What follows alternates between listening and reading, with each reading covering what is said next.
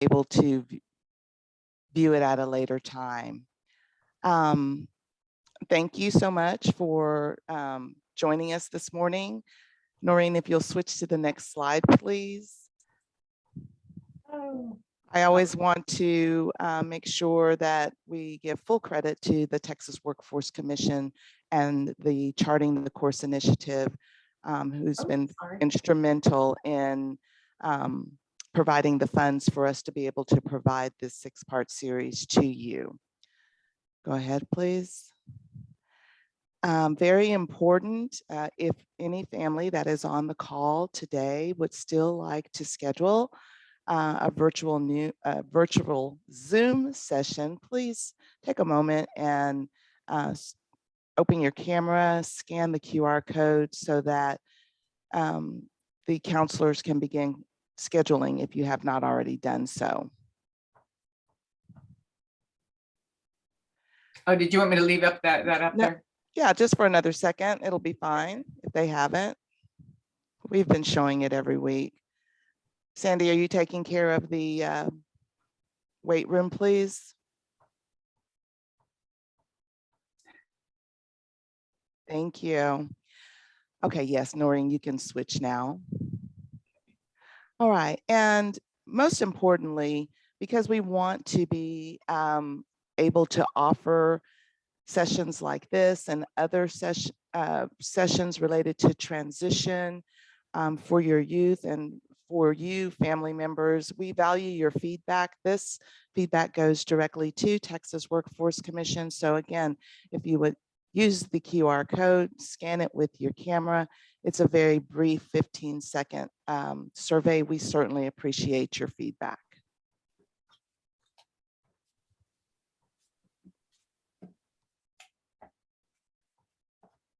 Thank you, Noreen. Educators, we also want you to take a moment to scan that particular QR code. That is your not evaluation, that's your attendance for attending today. And I will also drop it in the chat as we go through the morning for anyone who may be joining us a little bit later. But we just want to make sure that you get your credit for attending and being a part of this wonderful series with us.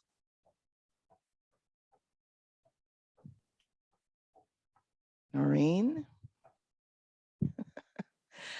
As always, if you know somebody who hasn't been able to take part in the 6-part series or perhaps had to miss 1 or 2 of the sessions, we are recording, and all session materials and the recordings will be at this location. So what I'm going to do is make sure that after the series, I make sure I send this out to everyone just to remind you again, and then you actually have that link in the event that you would even like to hear something again. But again, anybody who's not had the opportunity, if you know someone, please refer them to the Regional Secondary Transition website. Ready? Thank you, Noreen.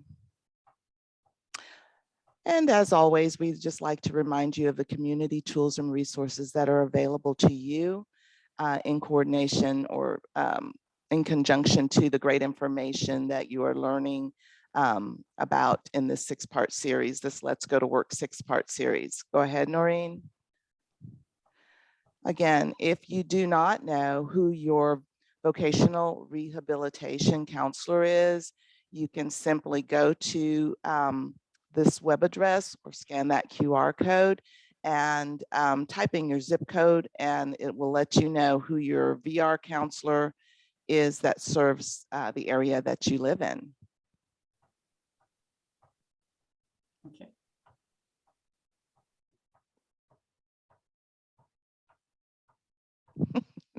Ready? Yes. Oh, I was waiting for your nod or something. Okay, I'll do that. All right. Okay, Disability Rights Texas is a wonderful, wonderful resource for you families and educators. There's a lot of great information on their website, videos as well, that that has information about alternatives to guardianship and just other important decision-making tools. So please definitely visit that and bookmark that page. Yeah. Thank you.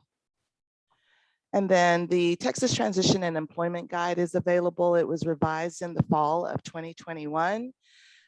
It is new and it is certainly improved. It's a wonderful tool and resource that I believe Noreen is going to give you a little glimpse of a couple of important pages that are in there, or very helpful tools that are in this particular guide. But we hope that families will certainly take time to look at it. It's a very easy read. It is designed for students and families, and it really does a great job of explaining and walking you through the entire transition process. Next, please. And then we have some information here for you on a wonderful state parent organization, the Partners Resource Network. So you can scan, bookmark that website as well. They do some great trainings, virtual trainings, and they also have great information for families related to special education. And then of course, Sandy is the one that started the series off for us. So her information is on there. I forgot to include Noreen's, but her information was on the first slide, and I will also take time to drop their email addresses in the chat as we go through our morning. Again, we thank you for taking time out of your Saturday morning to be with us, not only today, but for this entire series. It wouldn't have been possible without your interest and your attention. And so without any further ado, I am going to turn it over to you, Noreen. Thank you. Thank you, Carla. What a great introduction. And good morning, everybody. Gosh, 9 a.m. So you've had your coffee or tea or water or Coke. Coca-Cola, and ready to get going. We have a presentation that until noon today, but we will take a couple of breaks, right, Sandy? And we'll also leave some time at the end for questions and discussion. And always encourage people to put stuff into the chat box.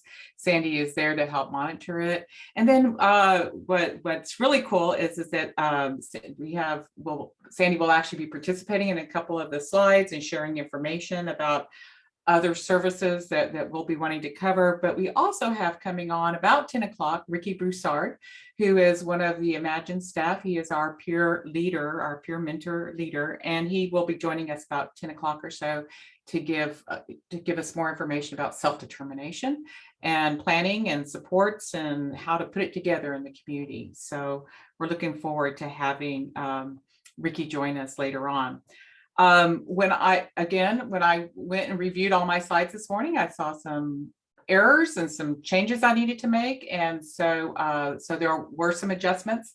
So I have sent this slide set over to Carla already, along with a couple of PDF pages that I'll be referencing during the presentation. So with the materials that she makes available after the presentation, that she already has that, and she'll be able to share that with you. So, gosh, this is the last of a very incredible series of training. Thank you, Carla, for giving us this opportunity to share information. But really, at this point, in terms of the transition issues that you as parents or teachers, as you're sharing information, I mean, what the big question is, what's next? Where do we go next? What is the kind of information that we will be needing, that we are researching, and especially as we see our young adults exiting the school system and going into what we refer to as adult services. And so what does that look like? What does it feel like? And can we kind of get a running start into how to approach it and to hang on to the good things that we've acquired while we've been in the school system and the education system. So, and quite honestly, as lucky as I feel like we are to live in the state of Texas, there really is no crystal ball to see in the future. And this is the kind of the telescope version of it. I do love the sunset coming through, or the sunrise actually. And that goes for everyone. That's not just for our students with disabilities. It goes for all young people growing up. There is no there's nothing that can actually guarantee anything as we march into the future. So if our school system has done its job, if it's done the IEP, you follow the plan, you've got your transition stuff in there, and I know that that they have, because that's their job and they do that, then everyone has been exposed to that idea of planning, and that there needs to be a plan out there, so that will guide us in terms of creating and making some decisions. So how do we take that concept, those ideas that we've learned in terms of the individual education plans and the student-centered planning, and start to kind of move that down the road? And what does it look like? How do they work? Are they there? Do people still plan? So those are going to be some kinds of the ideas that we'll be looking at and thinking about. Well, do I have a plan for the future? And then what does that even look like? And I know that when we sit down in our little meetings and our groups and stuff, and we pull out our piece of paper and our pen and we start writing down the list. What are we going to do next? What's the plan? And so they might think in their minds that they start creating that checklist. What am I going to do next? And it's sort of like just like it is here. Yeah, here I'm going to start working on this way of thinking through some things. And or it could be more like, I call this kind of linear thinking, and that, but it does appeal to kind of the more techie mind where you create a straight line and then you have your projected years and you say, I'm going to do this. And by 2024, have a really good job and pay off all my college expenses, and 2026, having my own money and possibly be married. And so kind of thinking, yeah, that's going to be my future. And that's where I'm going. And I especially love 2036, where it says to be financially well off and no worries. So always thinking through, and how nice it would be if all of those little spots along the way actually do work out. But unfortunately, sometimes things get in the way. And no matter how amazing our planning may have been and the diligence that we took to kind of follow along those steps and to achieve that goal, that, basically life happens, and a lot of things get in our way. And well, sometimes we don't really even hit the target that we had intended to hit. And we actually end up in a totally different spot. So it's kind of like, well, what went wrong? And maybe nothing really did go wrong, but it just changed. And we certainly have felt that over the last 2 years, and, referencing COVID probably way too much in our lives, but that really did dislodge a lot of people's plans and how they saw things happening in the future, and kind of the idea that, oh gosh, it's really a whole lot more like this. Life is kind of messy. And plans, we can start off in a really, really awesome spot, but as we kind of go along, it kind of maybe taking quite a few twists and turns and loops, and, but we do survive it, and we do come out. And a lot of times we get really, really close to the mark. And a lot of times, like in the previous slide, we may have missed it, but nonetheless, we are this is life. And so how can we think about the things that will be thrown at us, and that we then need to make those decisions and kind of create that plan so that we can keep on moving forward. So today, I think in the last couple of presentations that I've done, I've referenced the backpack, and this is your backpack, and the tools you have in your backpack. What are you carrying? What are the materials? What are the things that you've learned that you know how to do, so that when you need it, you just grab it, you grab your backpack and you pull it out and you say, okay, I'm going to be using those things. And certainly Sandy has spent a lot of time, as well as some of the people who have already accessed our benefits planners, for starting to work on their Social Security issues. That's a huge piece of the tool sets that you've been acquiring over the last few sessions in this series. But today we're going to cover a few more things. We're going to talk about that student-centered plan. I'm going to share some information about that process that's going to happen between school and adult services, between entitlement and eligibility, and how that looks. We have some more things that we want to cover in regards to Social Security and employment. Definitely want to spend a little bit of time talking about vocational rehabilitation, health and human services as two major resources that will be in the adult services system. And then, as I mentioned earlier, we'll be wrapping up today talking about self-determination with our buddy, Ricky Broussard.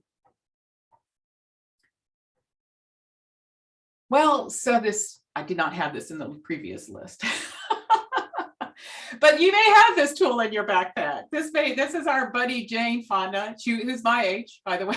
So, and when the reason why she's in here is because I was reminded of her not too long ago, when a friend of mine basically was talking, who's my age, and just like many people, and again I'll reference COVID, is sort of like, yeah, we all gained weight. And so we're all wanting to lose weight. And so it's sort of like, yeah, I'm going to get those Jane Fonda tapes out that I have and watch those again. And so in talking with my friend, they basically shared with me that, gosh, they've been watching those Jane Fonda tapes for at least 6 weeks, and they have not lost a single pound. Huh. Well, I wonder why.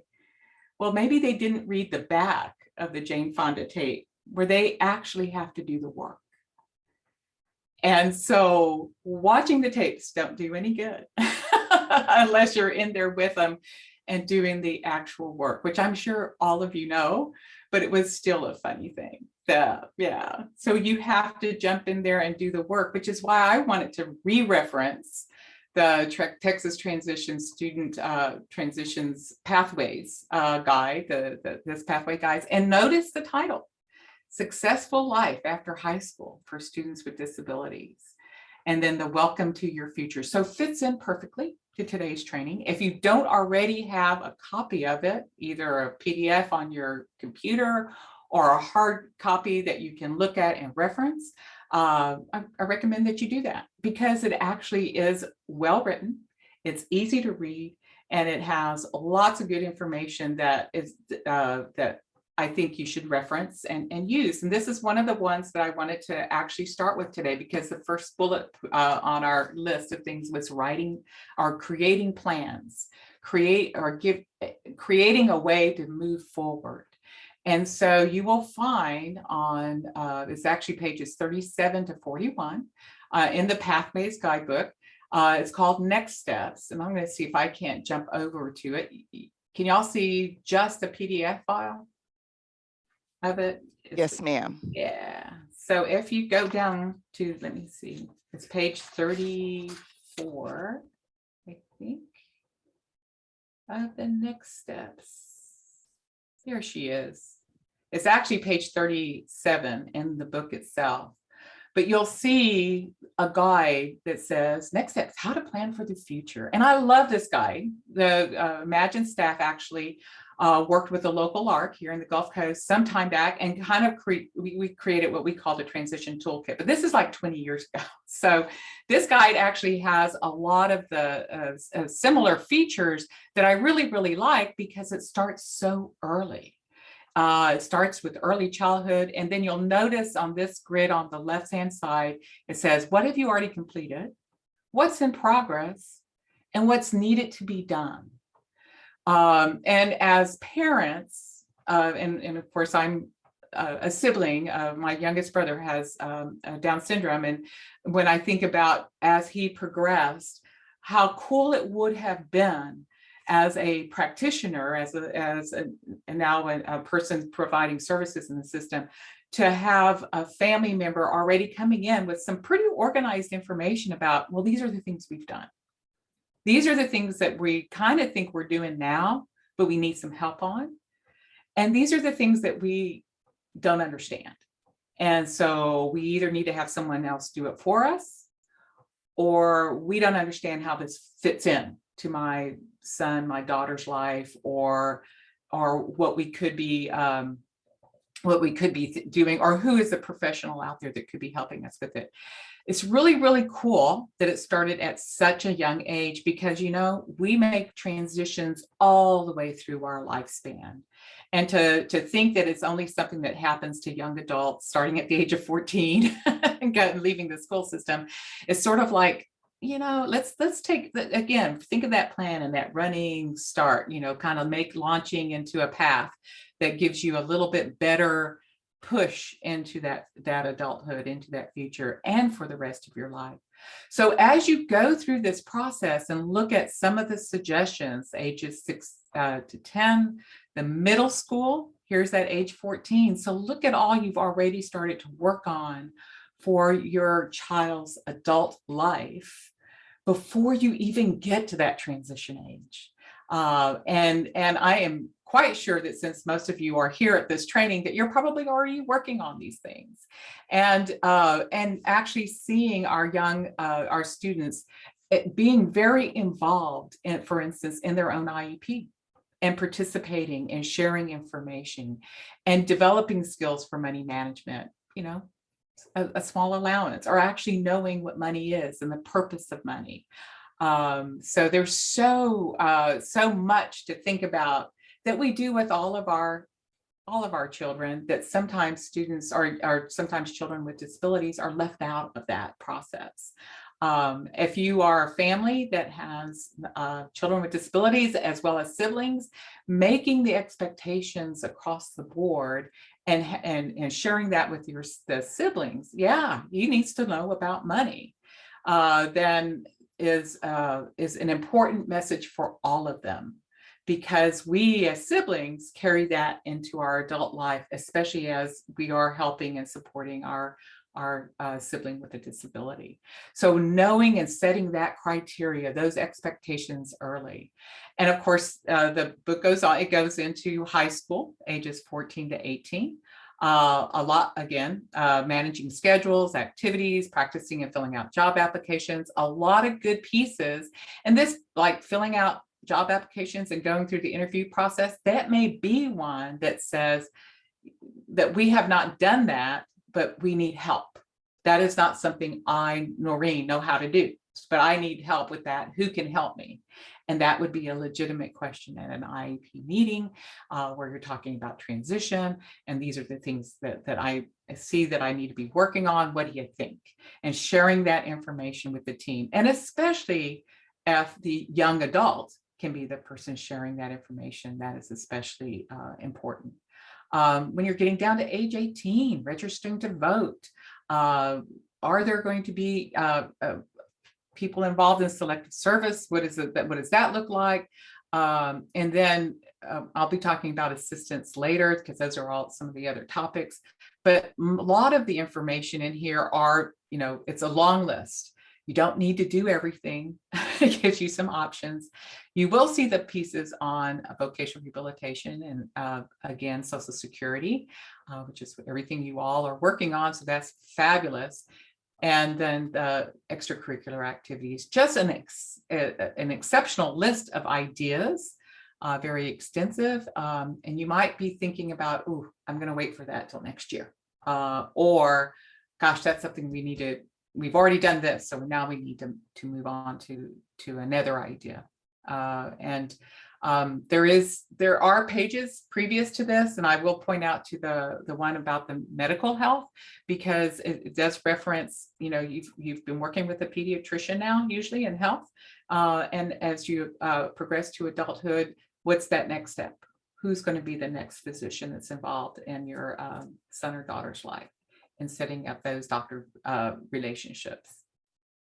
And then, of course, age 18 to 22, as our 18 plus programs and services, a lot of things that are up here will bleed into that age 18 and 22, especially the interviewing and those kinds of things. But knowing that and planning for it, and knowing that you're going to have those things there, is going to be helpful. But a very extensive list. And I remember when family members, when I worked with them on our old version of the transition toolkit, and one family member shared with me, she goes, you know, Noreen, this is really fabulous. We really love it. We think it's a great idea. The problem that I'm having is I still have to do all the work. And I thought about that as family members, because it is a lot of work. And so that's where, as a family member, I share with you, I get it. I know it's a lot of work there. And as I stated, there are, when we think about what's been completed, what you know has already been done, it may not have been you being the person having to do it. It could have been the teacher. It could have been a person at the ARC, or a volunteer, or another person, or an agency person, things that you know are in progress, and things that either are not needed or that you need help with another person to do something. So kind of sorting it out and knowing that this list isn't your to-do list. It really is a list saying, these are things to think about, and do you have knowledge about it? Do you know where to go to get the information, and who can be helping you with it? And hopefully we'll have some ideas to help you with that along the way. Okay, so let me see if I can While get you're back. switching, while you're transitioning, thank you, Noreen. That was a great overview of the next step section of the transition and employment guide. And I did want to mention that, you know, those are, like you said, skills and also activities, and educators and family members. What a great way to review some of those things and actually make them a part of the IEP, Absolutely, yes. and to help those students develop those particular skills. Okay, so thank you for that overview on the guide. Yeah, very excellent, guys. So I'm so glad it's there, and it's so accessible. So I really encourage people to use it. So thank you, Carla, for jumping in. So, okay, so the next piece that I wanted to share with you and talk about a little bit more is some of the issues around nomenclature. Okay, it's language, and it's like every agency or entity has their own words, and we are always looking for that list of acronyms that can give us. But even if you know what the acronym stands for, it's like, what does it mean? You know, what do these ideas or these concepts mean, and what's intended to happen?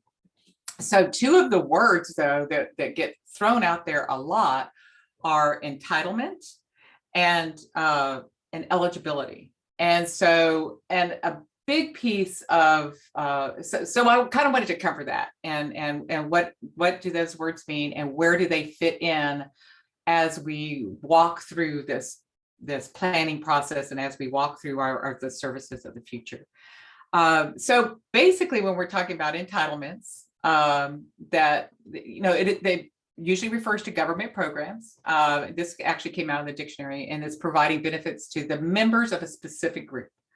So when we're thinking about our school-age children, they are entitled, all school-age children, not just school-age students with disabilities, but all they're entitled to receive a free, appropriate public education. And that's in federal legislation. Certainly our students with disabilities are entitled to that. And, you know, we can reference some of the history in 94-142 and how that finally came to be included. That was 1974. So it emerged differently than all education, but it is certainly there, and it is indeed an entitlement service, and that it benefits all the members of that group. We write an individual education plan which documents that student's goals, and then it is under the auspices of our local independent school districts to create that creates part of the funding that's connected to the local independent school district in order to provide those services. You know, it's a different discussion as to whether or not it's enough funding, but you know, or covers all the needs that are there.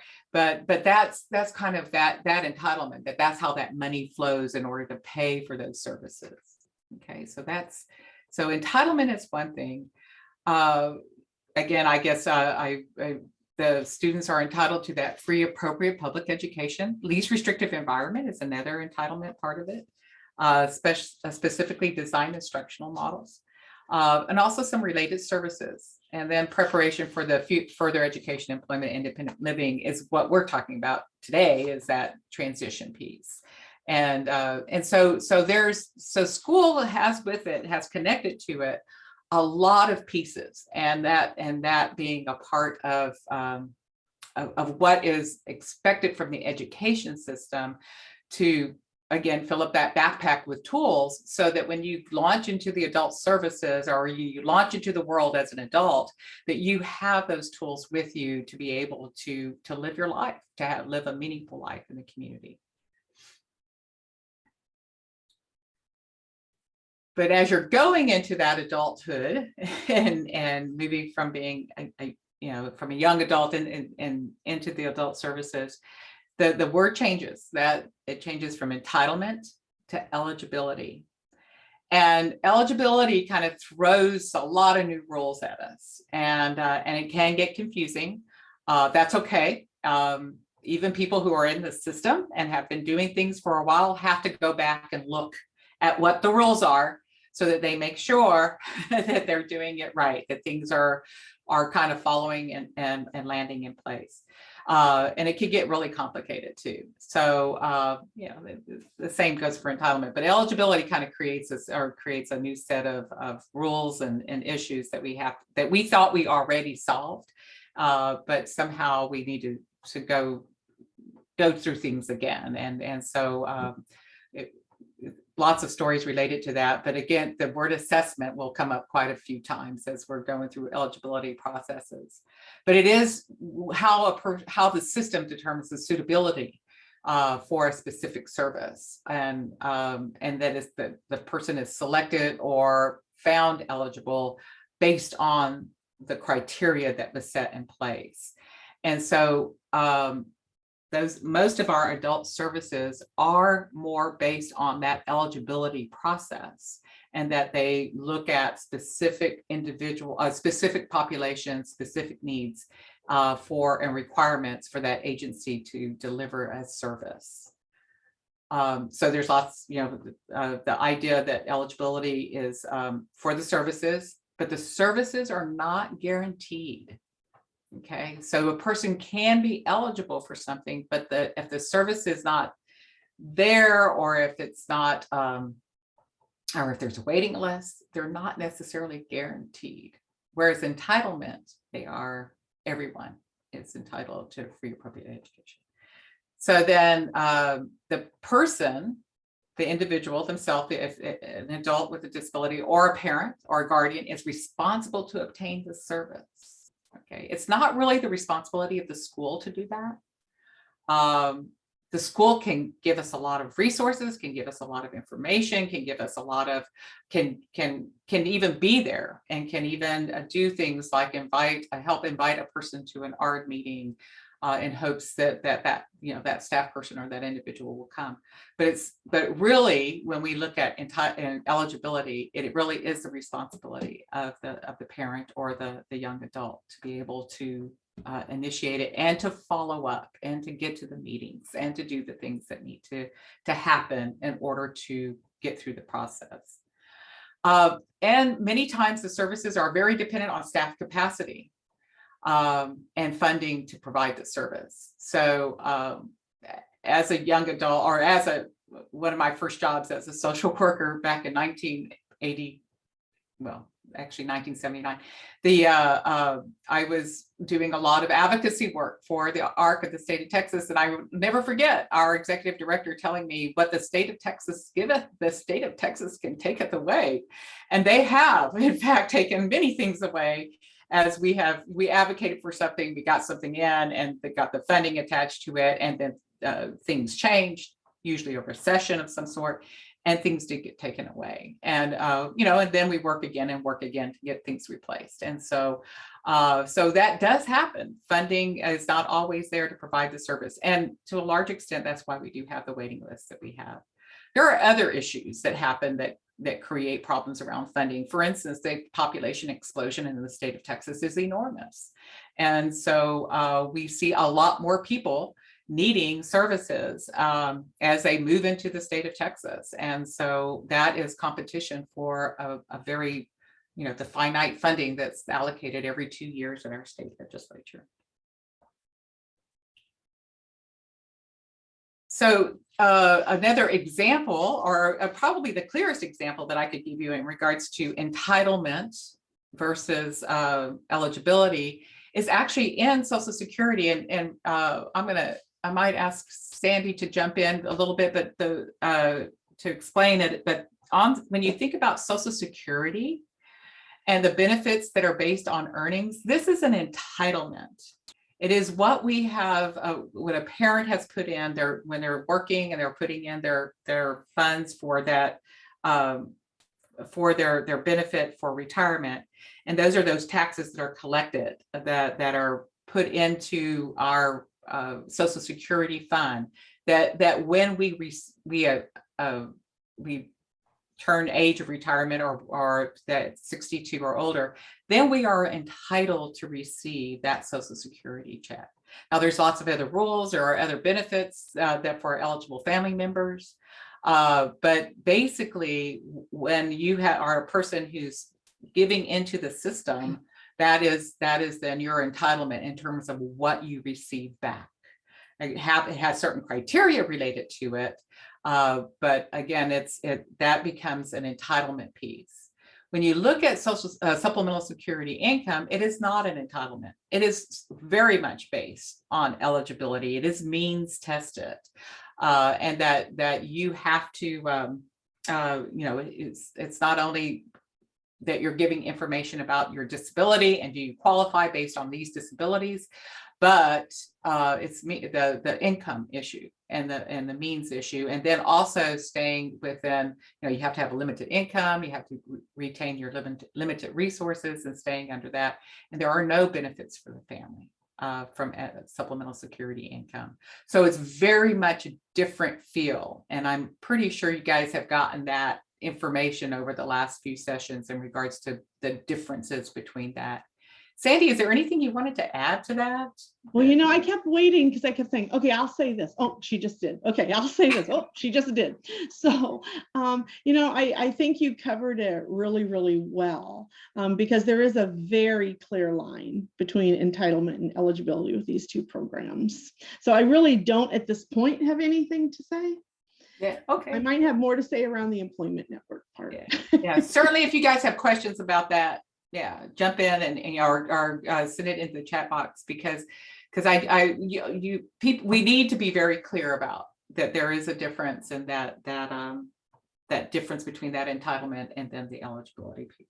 Yeah, Noreen, one of the things I would just say, having done this for so long, is Noreen did an excellent job of explaining the contrast between the two, but both of them require a benefits plan because how they're looked at for employment is very, very, very different.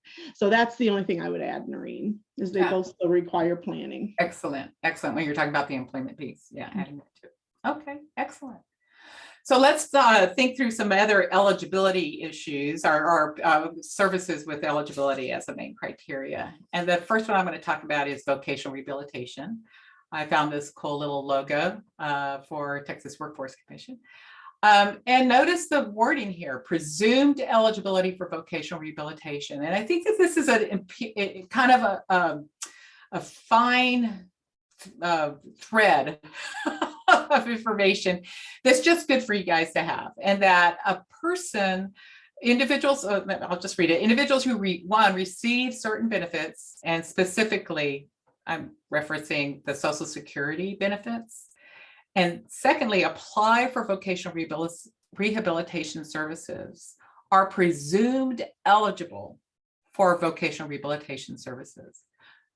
Not entitled to, but presumed eligible, which gives them a pretty good step into vocational rehabilitation services if you are a person who is already on on Social Security or supplemental security income.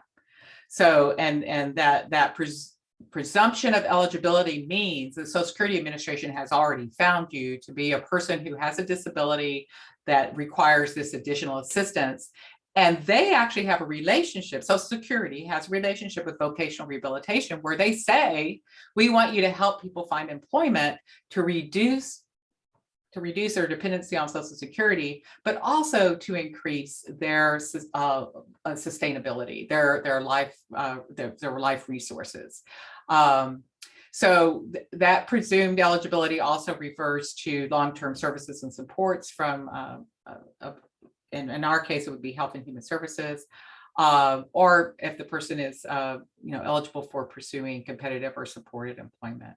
So there are those pieces that presumed eligibility is really important. And I think that that's kind of something to take with you as you're looking at services from vocational rehabilitation.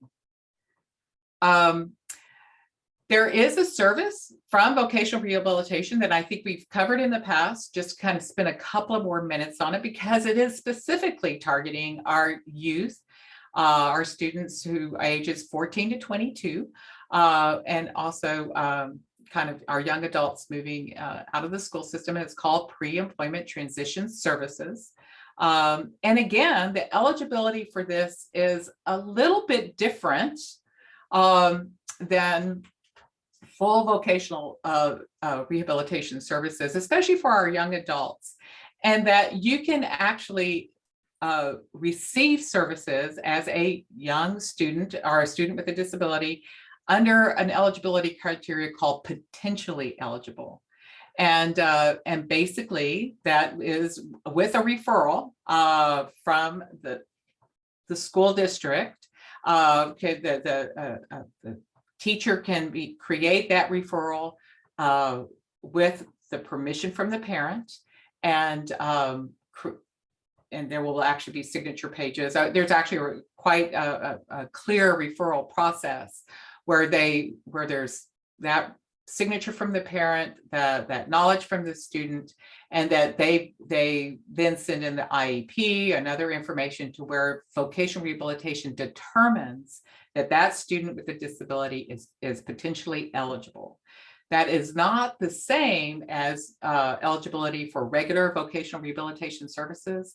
That potentially eligible is specific to pre-employment transition services, which are services that are delivered to students ages 14 to 22 that are wanting to learn these skills around employment. And so it fits in with vocational rehabilitation. It's self-advocacy, job exploration, post-secondary opportunities, work readiness, and work-based learning.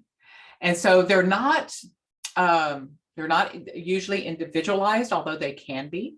And they are usually, the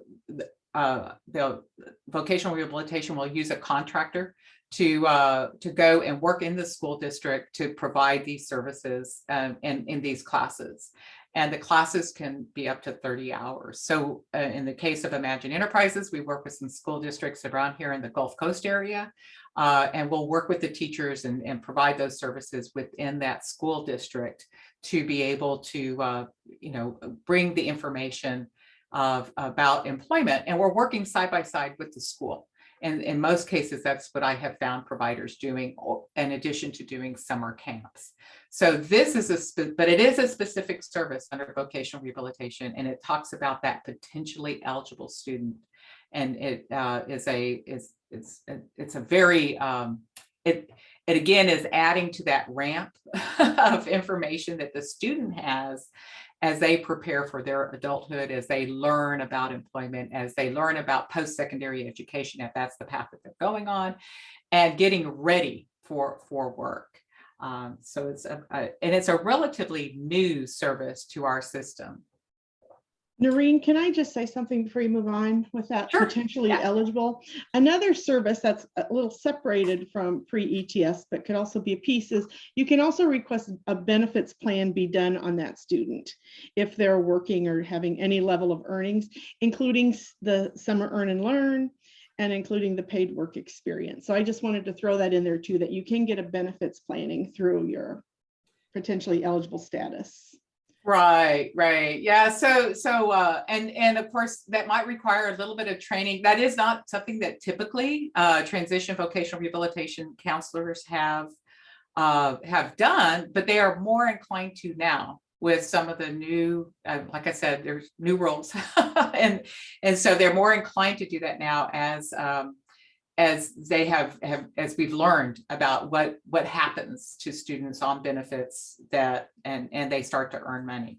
So it is something you can ask for, and you should ask for, because it's just a part of that Social Security package to always know what's happening to the money when you're going to work. And I think you mentioned summer earn and learn, which of course is that which is actually a combination effort between vocational rehabilitation and the Texas Workforce Commission to identify jobs in the community that students with disabilities can go to, especially if they have supports attached to them. So you're going to have those transition and vocational rehabilitation counselors working with you and working with the local provider network that they have access to see if they can match the student to a job in the community through summer earn and learn or paid work experience, and to give them those experiences that they need as they're kind of creating their skill sets and creating their ramp for the future. So very good, Sandy. Thanks for jumping in on that. In addition to that, potentially eligible though, and I mentioned regular vocational rehabilitation services, that's kind of the next step in the vocational rehabilitation process is, and I've seen quite a few students go from that potentially eligible kind of status to eligibility for vocational rehabilitation. And I know in previous slides, we've referenced this page, which is under Texas Workforce Commission, Vocational Rehabilitation Services. And then over on the right side of the page, you'll see the Start My VR.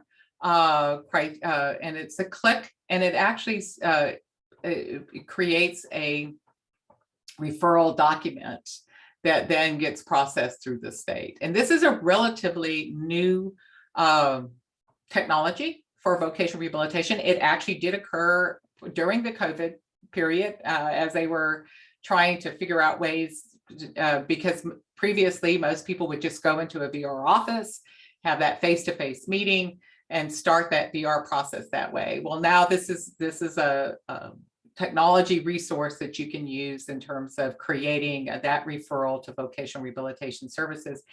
And you could do it while the student, that's kind of the other big change that we saw in vocational rehabilitation as this emphasis for transition services has occurred, is that you can actually, we see more young adults who are still in school accessing vocational rehabilitation services and becoming eligible for vocational rehabilitation services while they're still in school.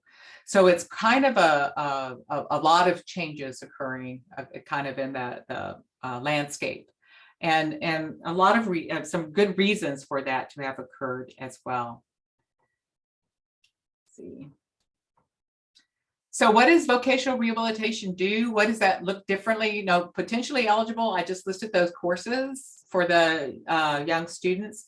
But when you go into vocational rehabilitation, those services start to, there's quite a wide array of services. This is just a small sample of things that vocational rehabilitation actually can provide.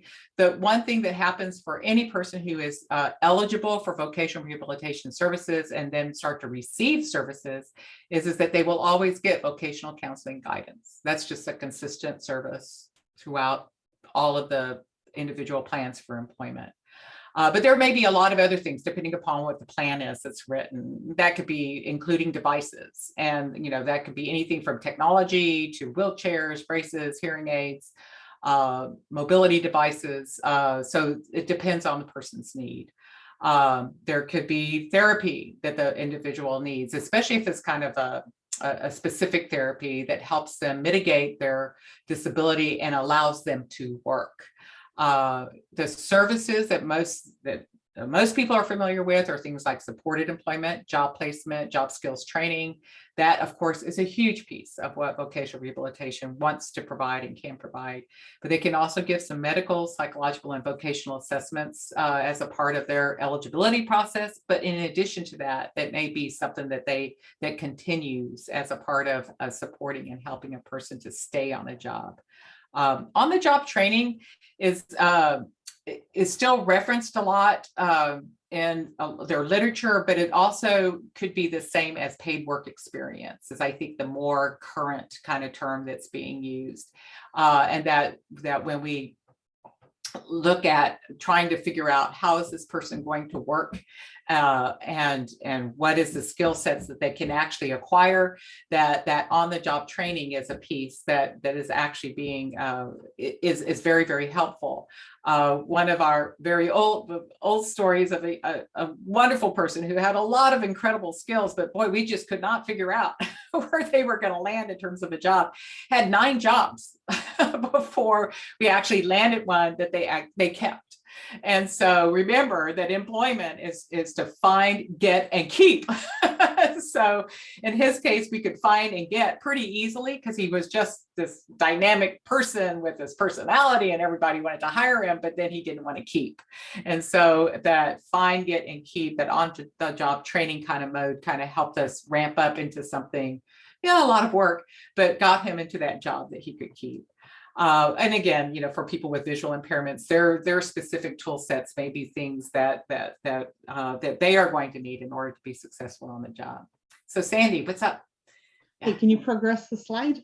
Oh, Or okay. did you want me to do the next slide, or were you going to do an Oh. intro? I was just preparing for the next slide. Oh, okay. All right. Okay. I was thought not you going were to, I'm jumping on just that. hanging out, just Yeah, hanging just out. hanging out. Okay. I'm just hanging out right now. I'm just waiting my turn. So here are some things that you kind of need to know, though, that they're just kind of random thoughts. And again, if you have, this is kind of, let's write things in the chat box if you have random thoughts about vocational rehabilitation or experience or something else that we might be able to help solve or talk about. And I kind of struggled with this comment. And so Sandy and I try to kind of word it correctly, but not everyone who applies receives vocational rehabilitation, vocational employment services. And it really ends up being the vocational rehabilitation counselor's decision as to whether or not a person, and again, remember I referenced that not potentially eligible, presumed eligibility, which was a person who's on Social Security. We know they have a disability, they want to work, they go to VR, they apply, and that VR will do assessments. And so some of them will actually start to receive vocational rehabilitation services, some of them will not. And that decision is the decision of the vocational rehabilitation counselor. That's what they're there for, is making that decision. So just knowing that even though they might be eligible, they may not receive services, just like we said before. And so that's where, those wonderful resources that Carla referenced at the very beginning, she talked about Disability Rights of Texas. One of the services that Disability Rights of Texas offers is called the Client Assistance Program. And that's where you would use that resource. That is specifically that resource for helping you understand, why is my son or my daughter or my brother or my young adult or myself, if I'm a person with disability, why am I not going to eligible for this service? And they will look at your needs, and they will either help you understand that, or may go in and help advocate for you. So again, that's that purpose behind Disability Rights of Texas. And this is in reference to the vocational rehabilitation. Notice it is not individual education plan. It is an individual plan for employment. And that's the plan the vocational rehabilitation counselor writes. And that must, in order to qualify for vocational rehabilitation services, you must have an employment goal. Okay, so I did list a lot of other services here, right? Well, you can't have Braille orientation and mobility and health management unless you have an employment goal. Okay, so you have to have that employment goal. The therapy is to address the disability has to have an employment goal related to it. So if you want that VR service, you have to have that employment goal in order for that counselor to say, yeah, okay, let's get you into services. Be aware, vocational rehabilitation, and we'll talk about long-term services and supports later.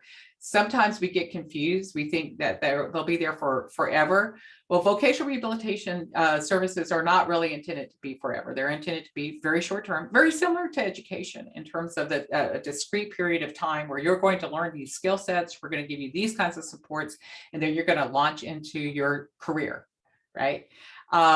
So this should actually have a comma in it, but basically, there are a lot of plans that are written for 90 days, from the point that that person is actually referenced and that they actually get a job placement. So there may be 90 days after that job placement, and they're looking at closure of a VR case. So lots of plans are written for that. If you have a person that's in supported employment, we've seen as long as 18 months. And then you start having to progress through a variety of other decision-making processes if it's going to go beyond that. So it is short-term, and it is one of those criteria that is, just to be aware of. Now, a person can have a job, can do great on a job, have case closure, and then 2 or 3 or 4 years later, something happens, the job goes away, transportation no longer is available for them to get to the job because Metro decided to change its routes, whatever. So they lose the job. Can they go back to VR? Yes, that they can go back to vocational rehabilitation for services, but it wasn't a continuous service over time. It was a case closure, and then you start over again. Just FYI, something for you guys to know, that when it comes to how vocational rehabilitation is funded, about 80% of the funds that come from the feds, from the federal level, and about 20% from state revenue. So it's in 2016, in terms of the history of vocational rehabilitation, they have had an interesting history within our state agencies. When I was first introduced to vocational rehabilitation, it used to be called the Texas Rehabilitation Commission. And Sandy's shaking her head. Yeah, that was a long time ago. And then it moved under, this is probably too much information. It moved under Health and Human Services for a while, had a different name. You may have heard of it. It's called DARS, Department of Assistive and Rehabilitation Services. I just wrote a message to our Health and Human Services agency yesterday, that in one of their guidebooks, they're still referencing DARS instead of TWC VRS. So that you may come across that, and that's what that means. It's just a part of that history of this agency. In 2016, the state legislature decided to move vocational rehabilitation services out of Health and Human Services into the Texas Workforce Commission because it was work. They said, yeah, this is a work kind of agency. It belongs to work. And it made lots of changes. It made a lot of people unhappy. Still a lot of people unhappy, but that's, it is the idea of that it being employment. And what, as advocates, what we want to do is we want to take some strengths from TWC, merge it with some of the strengths of vocational rehabilitation, and make it work, especially for our young adults as they transition out of school into the adult services world. So there are other things, though, that other ways to look at that Social Security and that presumed eligibility criteria that we talked about earlier, and that a person who has a disability has obtained either their Social Security or SSI and is presumed eligible for employment services. So that's what Sandy's going to jump in about and talk to us about Employment Network. Okay, you ready for me? Okay, so I mean, first of all, let me just kind of lead into this. We have spent the last 6 sessions talking to you about transition and what that process looks like. We've been talking about getting on benefits and going to work, which we understand is scary for parents because sometimes you have to fight to get the benefits in insurance, and that's no surprise, right? I wanted to share just a few percentages with you. So you don't hear us say, we're going to help you get your child a job and help them get off of benefits. What we want every person with a disability to do is to find a position that they enjoy, a job that they enjoy, a career that they enjoy, and do the best that they can in that career. And we just want to help you manage your benefits so you don't get into a sticky overpayment type situation, or help you understand what all of those letters are. So just a few percentages. We were looking at some of the data at Imagine, and we've been doing this since even before 1999, but we've been doing it with the Fed since 1999. Approximately 25 to 30% of the people we work with actually go off benefits. You know, they decide to work and earn enough that they go off of benefits. Some are in what's called a suspended status, that they could go back in once they stop working, and some are actually terminated. So that leaves 70 to 75% who are maybe just less dependent on that benefit. And that's what Noreen was talking about. You know, they're less dependent. We're not requiring them to get off of benefits to receive our services. And also, so they quit raising the retirement age, we're also creating more taxpayers. So there's kind of a benefit, and not to mention the social interactions and the maturity and growth that comes with having a job. So I didn't want you to hear Noreen and I say over these 6 sessions, we want to help your child get a job and get off benefits, because that's not what our percentages show. A lot, you know, like I said, 25 to 30% are getting off of benefits, and that's really cool, right? Some don't want to go to VR. They just, you know, they maybe have had a bad experience with VR. Some have went to VR, but they still need help after VR because VR is a short-term service. So, and we work hand in hand with VR. So an employment network, you know, they talk about having this ticket. Well, the ticket isn't really a ticket that you get a hold of. It's just an eligibility criteria. You know, if you're age 18 through 64, and you have SSI or the Title II, those red umbrella programs that we talked about day 1, and you're working, you can have an employment network help you sustain your job, even find a job. Where this kind of falls into that 25 to 30% of the people I was talking to you about, an employment network, it's an eligibility kind of thing. You know, an employment network is looking for those folks who have earnings above that trial work period, which is $970. If your student isn't really able or wanting to earn over that amount, the employment network might not be for you. I'm talking about the smaller percent that really has the capacity to go out there and earn, or the capacity to earn but just be less dependent on. But one of the things that the employment network does is it helps you find a job. It helps you talk with the employer, so it helps you with job retention. It helps you report your wages so you don't get into an overpayment situation. Imagine every person who is on the employment network, we are an employment network, is a certified benefits counselor, so you'll get benefits planning from us. We have worked hand in hand with whatever you want to call it, VR, I mean, since it was TRC. So we have a good relationship with them. So if we need a service that we can't provide, you know, we work with VR to make sure that that person gets it. One of the things, one of the protections, if you have a student who's capable of earning a lot of money, and this is kind of where I'll stop, but one of the greatest protections is, remember when on the first session, you probably don't remember, but if you refer back to that first session, I talked to you about them being put into a disability category. And depending on if they're medical improvement possible or medical improvement expected, they're going to have a medical CDR, medical review, to see if they're still disabled. One of the things that the employment network does is it stops that review from happening. one of the things that the employment network requires, though, is that within probably, I was doing the math, and I think it's right around year 4 of our services that you're no longer receiving a check. That doesn't mean you're terminated. You can be in a suspended status. But they want to kind of start you at this level of 970 and then kind of work up through the year. So they're not expecting you to just go to work and be gangbusters, but you have to be willing to go off of benefits.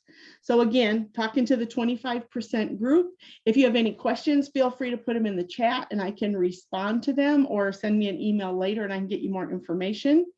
This could be instead of VR or after VR.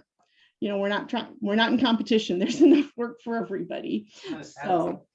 So that's kind of my spiel, but I wanted to make really clear before I pass this back to Noreen, we're not asking anybody to get off benefits. We're asking them to, consider work. And if you consider work, what do you want to do and how much can you do it? That's what, and we want to help you with your benefits. That's the message.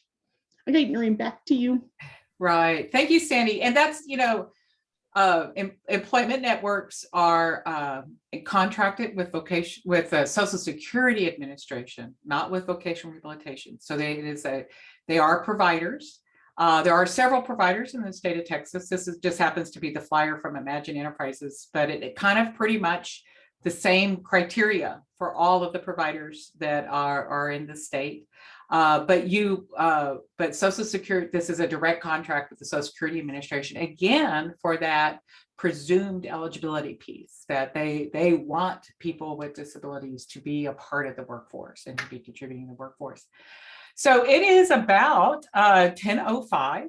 I think this is a perfect break, because I'm going to move from talking about vocational rehabilitation into talking about Medicaid. So supplemental security income and Medicaid, more about Medicaid and Medicaid services and long-term services and supports. So let's take a 5-minute break.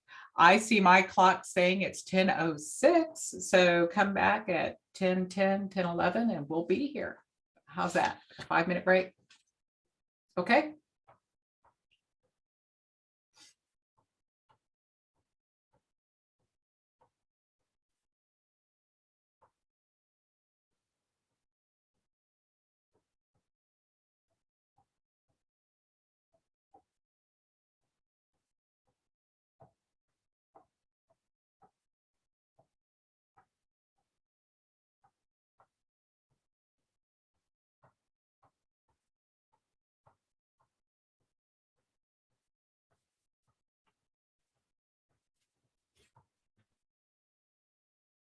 Hi, is everybody back? I hope. I see Ricky Broussard has joined us. Hi, Ricky. We'll get you on in a little bit. There we go. All right. Well, so hopefully everybody got a chance to take a little run to the bathroom and get a fresh cup of coffee or water or whatever is needed. We're going to talk a little bit now about Medicaid and what that means and long-term services and supports. For you probably already know this information by now, but any individual who is receiving supplemental security income in the state of Texas, regardless of their living situation, is automatically eligible for Medicaid. And so that Medicaid, again, that word eligibility is what we're focused on. And that SSI links to that Medicaid eligibility in the state of Texas. Really, really important to think about what that will mean. And we'll kind of get into a couple of services then and how that plays out for them because of that eligibility. But for many people who are not on SSI, okay, my brother, for instance, would be in that situation. He received survivor's benefits and a Navy annuity. So he is not on supplemental security income and never would be eligible for it. Can they qualify for Medicaid services in Texas since he doesn't receive SSI and Medicaid? And I'm curious at this point. Y'all can try to guess it and put your answer in the chat box. And maybe Sandy can count them up for us, how many people answered what. But the answer to that is yes, they can become eligible for Medicaid services. And there are a variety of different ways for that to happen. And I'm going to try to cover a few of those. so because in actuality, that's where we come in with some of the provisions that we've made within our state law to create opportunities for individuals to receive Medicaid long-term services and supports if they are eligible. And so again, that eligibility criteria is what the state is looking for, and they put that criteria within legislation.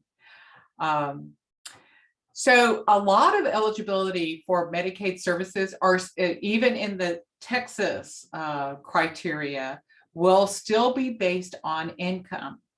And I'm going to kind of give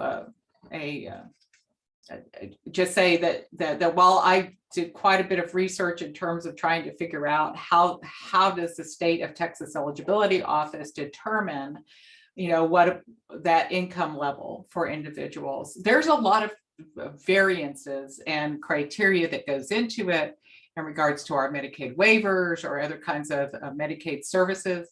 And so this is kind of the most general information I can give you that actually just, it's the current, what we're working with right now. But there are situations where the numbers might change. So don't hold on to this as just fact, but it is kind of helpful in terms of understanding when we talk about qualifying for Medicaid and income limits, what ballpark we might be looking at. So for Texas, an individual, that maximum income level per year is $26,909. But then this is for a family of 4. So this would be like, a husband and wife. This would be husband and wife with 1 child. And then here would be maybe a couple of children. So that may be kind of the income areas that they're looking at. But again, the criteria is applied differently depending upon what it is that you're going for. So, don't try to get into this too much. That would just take you down a rabbit hole. Just to kind of give you some ideas, though, that there are income limits, even for just getting Texas Medicaid eligibility. You will also see some of the criteria in some of the programs talking about the federal poverty level and those thresholds to qualify for Medicaid. So federal poverty level in 2022 for a single adult is $13,590.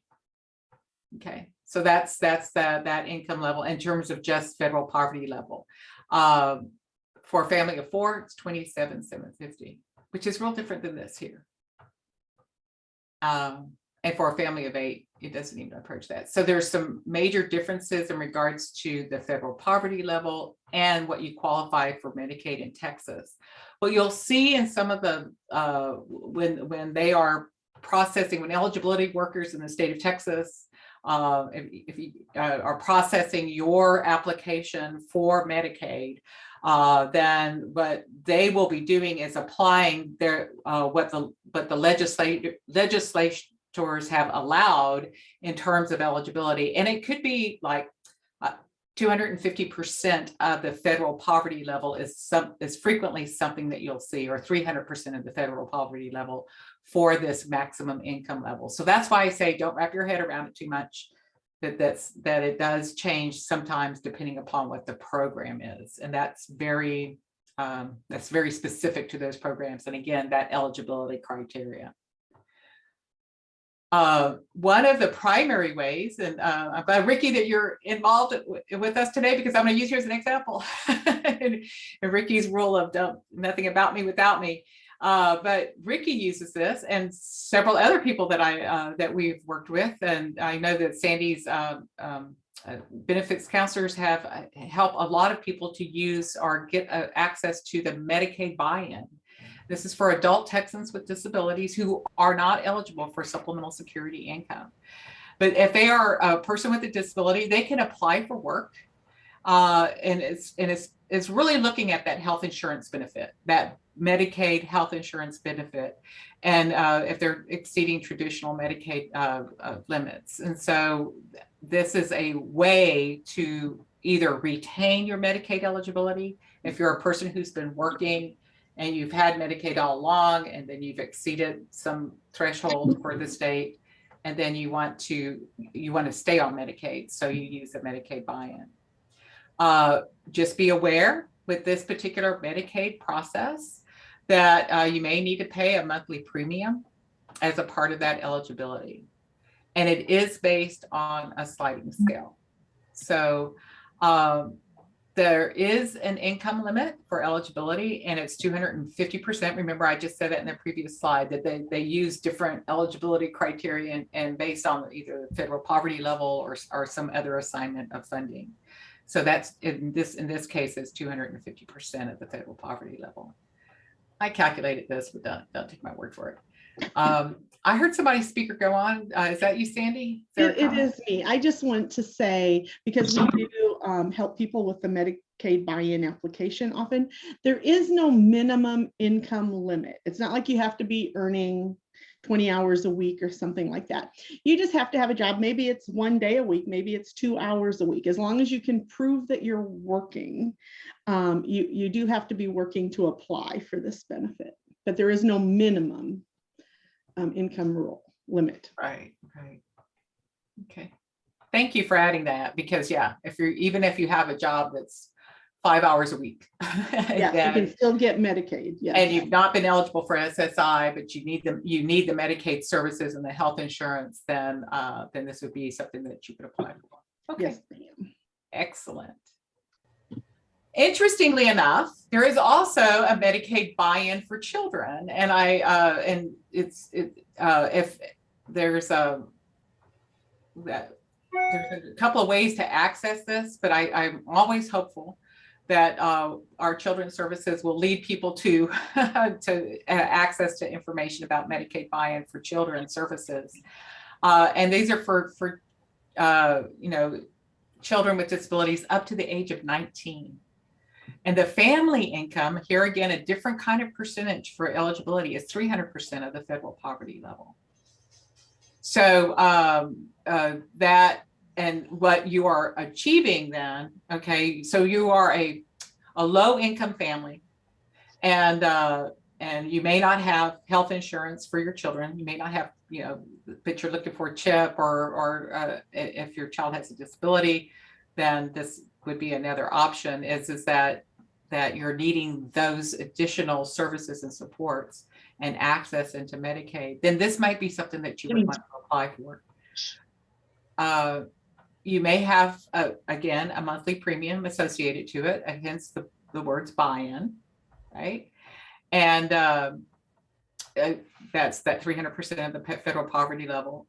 And what you receive then is, of course, those medical benefits that are associated with Medicaid, as well as the Medicaid ID card, that goes with that. So that's what you're looking for. And sometimes those Medicaid benefits will include the durable medical equipment, which is sometimes very, very critical for our children. And a big reason why you would want to look at Medicaid buy-in for your child if you currently are not eligible for SSI. So, Sandy, did you have a comment on that one? Okay. No, I did not. This is one I'm not as familiar with. Okay. So looking at that idea of being just eligible for Medicaid. So there we've given you a couple of different ways. If you're on SSI, you've got Medicaid.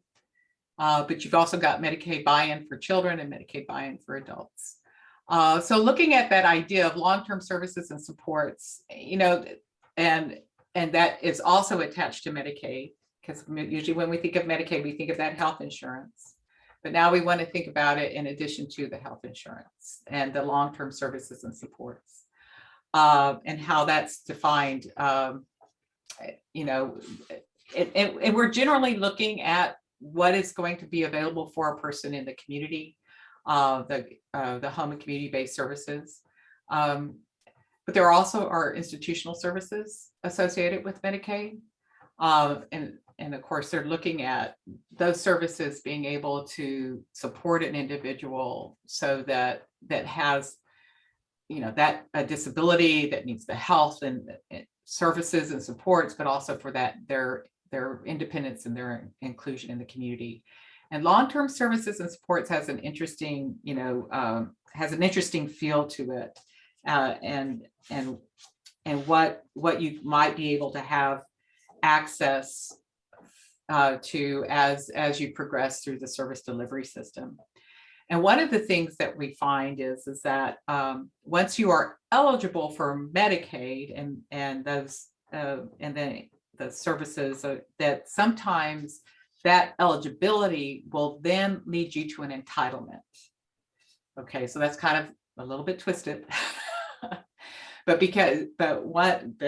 repeat it, is that once you have been found eligible for Medicaid and you are on Medicaid services, that eligibility for Medicaid will lead you to an entitlement service that then you have access to that you didn't have access to previously. So let me give you a couple of examples. Okay. So up until recently, for individuals with intellectual developmental disabilities, or even individuals with severe medical support needs or significant medical support needs, I should say, that up until recently, these were basically the programs and services that a person who met the Medicaid eligibility based on the disability that they were entitled to. In the state of Texas, we have 13 facilities serving 2,841 individuals with intellectual developmental disabilities and what's called state supported living centers. And Ricky and Sandy and I are used to talking about state schools. If that word slips out, I apologize, but they're now called state supported living centers. But a person in the state of Texas with an intellectual developmental disability who qualifies and stuff, they are basically entitled to services in a state institution, and that's state law. They are also entitled to services through what's called and there's a set of rules. It's called ICF. I apologize, I should have written it out, but that stands for Intermediate Care Facilities for persons with intellectual developmental disabilities. And so the same set of rules got applied, and this is history, and both federal and state history, that intermediate care facilities got applied to what was called group homes. Ricky's going to share a little bit about group homes later on.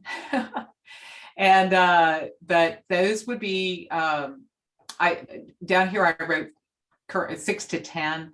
It actually used to be up to 15 people living in a group home, but a 6 is now typical of individuals living in a group home that's funded by an intermediate care facility funding source.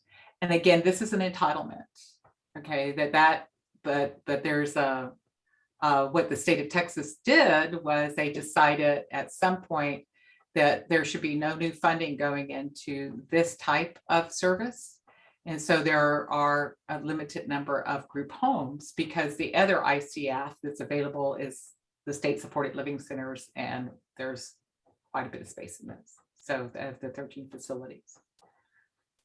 The other entitlement is a nursing facility, a nursing home type environment that an individual is entitled to receive. And of course, the entry criteria for that would be a person who needs skilled nursing care. So if we have an individual that has a lot of medical support needs, then this is what that person, no matter what their age, so they could be a lot younger than 65, is entitled to receive is skilled nursing care in a nursing facility. So that's and we do have many adults with intellectual developmental disabilities who qualified for placement in nursing facilities throughout the state of Texas. And I don't know what the number is. I'm sorry, I didn't research that, but that actually might be something good to find out. And there's quite a bit of there's a huge variety of reasons why that happened. happens, but part of it is because they need the care, and that's the only thing that is available. So we are in nursing facilities. Oh, come on, there we go. But as I said, that eligibility for Medicaid can sometimes lead to an entitlement. And so the other entitlement that's actually been more recently added is called community first choice. And community first choice, oh, I'm sorry. This looks like it skipped a couple of, yeah, it did skip a couple of slides. There you go.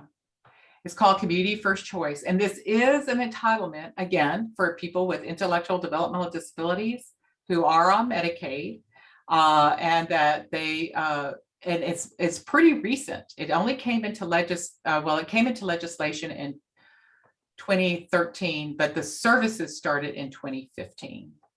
And those services, again, you have to be on the Medicaid, and they are targeting individuals with intellectual developmental disabilities, but I think that they've expanded it to other significant disabilities as well. They are individuals who need assistance with activities of daily living, dressing, bathing, eating, but they also can include other kinds of community services and supports. The interesting thing is that they must qualify for that institutional level of care, which is a person who would have been placed in one of these kind of facilities. They must have the same criteria in order to receive community first choice. So for a person who, and chances are that if you're eligible for Medicaid in the state of Texas, and either that Medicaid buy-in as an adult or children's Medicaid, then there is a chance that you would meet that criteria. And most of our adults with intellectual developmental disabilities will meet that criteria. So how do you obtain the community first choice is pretty interesting, and that community first choice, they use the nomenclature can get pretty confusing, but there's actually in the state of Texas, when you are receiving a Medicaid, you are actually receiving your health care services through your managed care organization. So most people have been exposed to that idea that they're working with a managed care provider if they're already on Medicaid. But that could be like United Healthcare, Superior. If you're down in the Gulf Coast area, it'd be Texas Children's. There's quite a few different healthcare managed care organizations in Texas. There's like at least 5 or 6 different ones.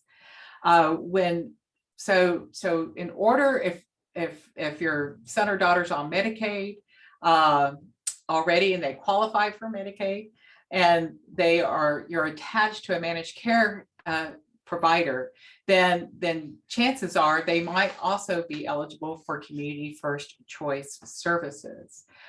But in order to receive that as a person with an intellectual developmental disability or some other disability, physical disability, medical care needs, there could be quite a lengthy list.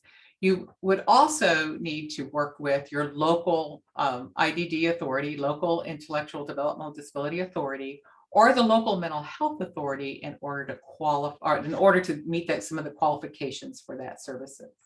So it's the first place I would go if I had a son or a daughter that I was trying to figure out, okay, how do I get this community first choice service, which is to would provide me with additional help here at home while I'm still at work, or could provide an opportunity for them to, my son or daughter, to go out into the community and do some community support things, you're going to have a case manager through your managed care provider, and to go to that managed care provider and also create and ask them specifically for community first choice. They should know about it, in many cases, they don't. Because it's kind of pretty, it all depends upon where it is on their list of priorities. And so so that they would need to go and find, research it. So you're asking them to do that, but also the local IDD or local mental health authority should be able to assist you with accessing the community first choice. This again is kind of, even though it's been around since 2015, it's kind of still new to a lot of people in the system. I have talked to several parents who have accessed community first choice for their son or daughter while they're still in school, and they some are very, very happy with it. They've figured out how to use it. They've gotten good support from their managed care organization that they are actually attached. They were able to go out and hire an individual to provide that additional service and support. Others are not as happy. It seems like the payments are really low, and that they kind of still haven't figured it out, or that, the other thing I've heard that I'm not, I'm still trying to work with individuals to help us understand how to create the right kinds of supports, is that it's a lot of trouble. It's a lot of work to get it, and then when you get it, it's not as much help as they would like. And so I know that the managed care organizations are working on that issue, creating it and making it available on the individual level that we're talking about. For our son or our daughter, we want it to be able to actually fulfill a service or support in the community. But it is there. It is actually something that an individual is entitled to receive, and so it's worth the effort to get with your managed care organization, their case manager there, and then with the service coordinator from the local authority, to see how can I access that service? What do I need to do? And they very much have the same, very similar process. They ensure that you have eligibility, and then they write a service plan. And that service plan will identify the needs of the individual, and then the hours that would be associated for services and supports. So again, if you're already there, if you're already receiving Medicaid services, this would be something that you should be able to access pretty much immediately through the managed care organization. When the state legislature actually created this entitlement to community first choice, they were targeting the interest list. And I'll talk a little bit about the interest list for what's called Medicaid waivers and explain that a little bit. But there is this Medicaid waiver list, interest list is currently, if I recall the numbers correctly, and I think I am, currently exceeds like 300,000 people in the state of Texas for all of the different Medicaid waivers. So the intent, and that includes a lot of people who are other people in addition to people with intellectual developmental disabilities. So the intent, though, was that for individuals who are on the interest list and who meet the eligibility and coverage requirements, that they would be able to receive community first choice services. And their hope was, and again, this is a Texas legislator's perspective on this kind of service. Their hope was that so many people would get their needs met using community first choice, that the intensity or the need to get a more intensive service, as in the Medicaid waiver, would decrease, and that the interest list itself would go down.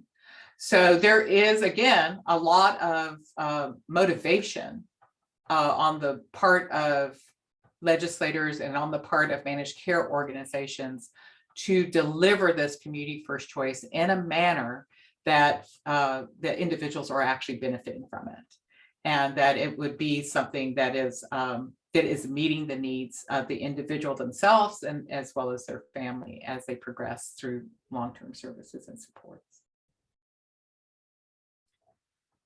Whew. All right. So notice I still have the Texas Health and Human Services logo at the top of the page. And that's because we talked about what was individuals were entitled to receive once they met that Medicaid eligibility. Now let's talk about the next eligibility step. And again, these are not entitlement programs. These are really the ones that are that have a lot of barriers to getting in, primarily because of that huge waiting list. But I want to share a few pieces with you. There are actually two different ways to access the Medicaid waiver programs in the state of Texas.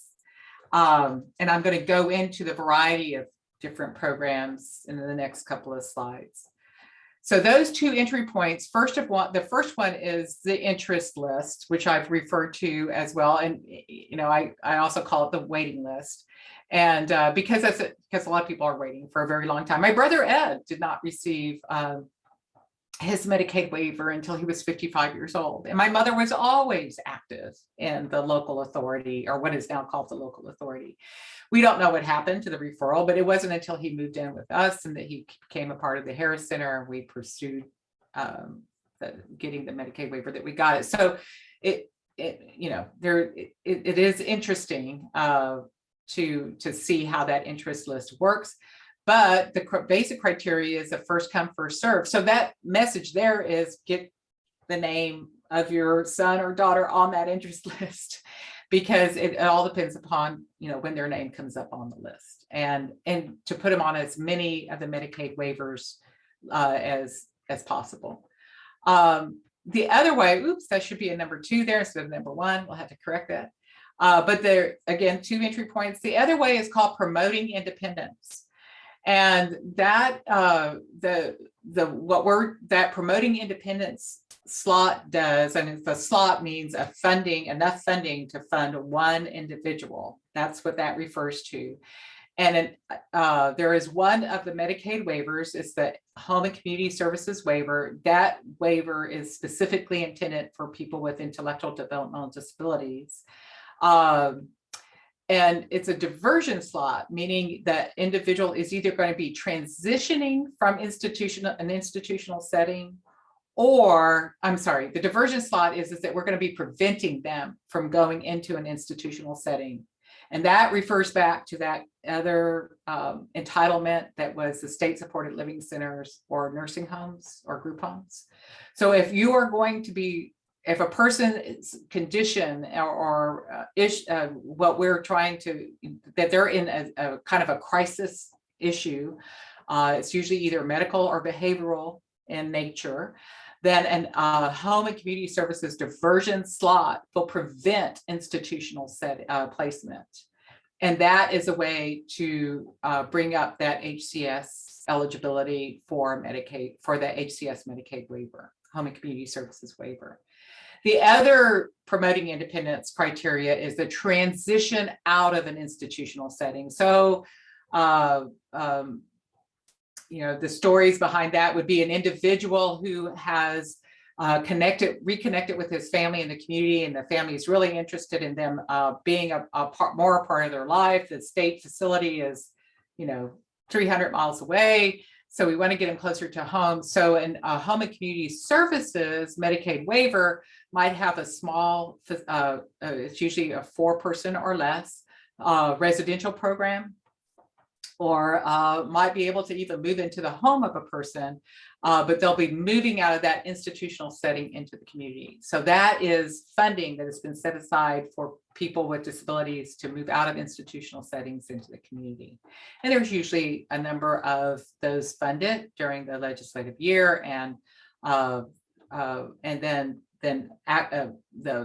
the services and programs in the community are actively seek to bring people closer home, to bring them back to where they need, where we want them to be. Okay. So I wanted to cover the variety. There's quite a few different Medicaid waivers, and this is where I think a lot of family members, as well as staff, I mean, I get confused as well, because there's quite a few. There's 6 that are listed here. And some of them are under what we call traditional funding, and some of them are under what is managed care funding, or go through a managed care organizations. But waiver is what Medicaid waiver means. Is what they're actually waiving is that institutional setting. They can,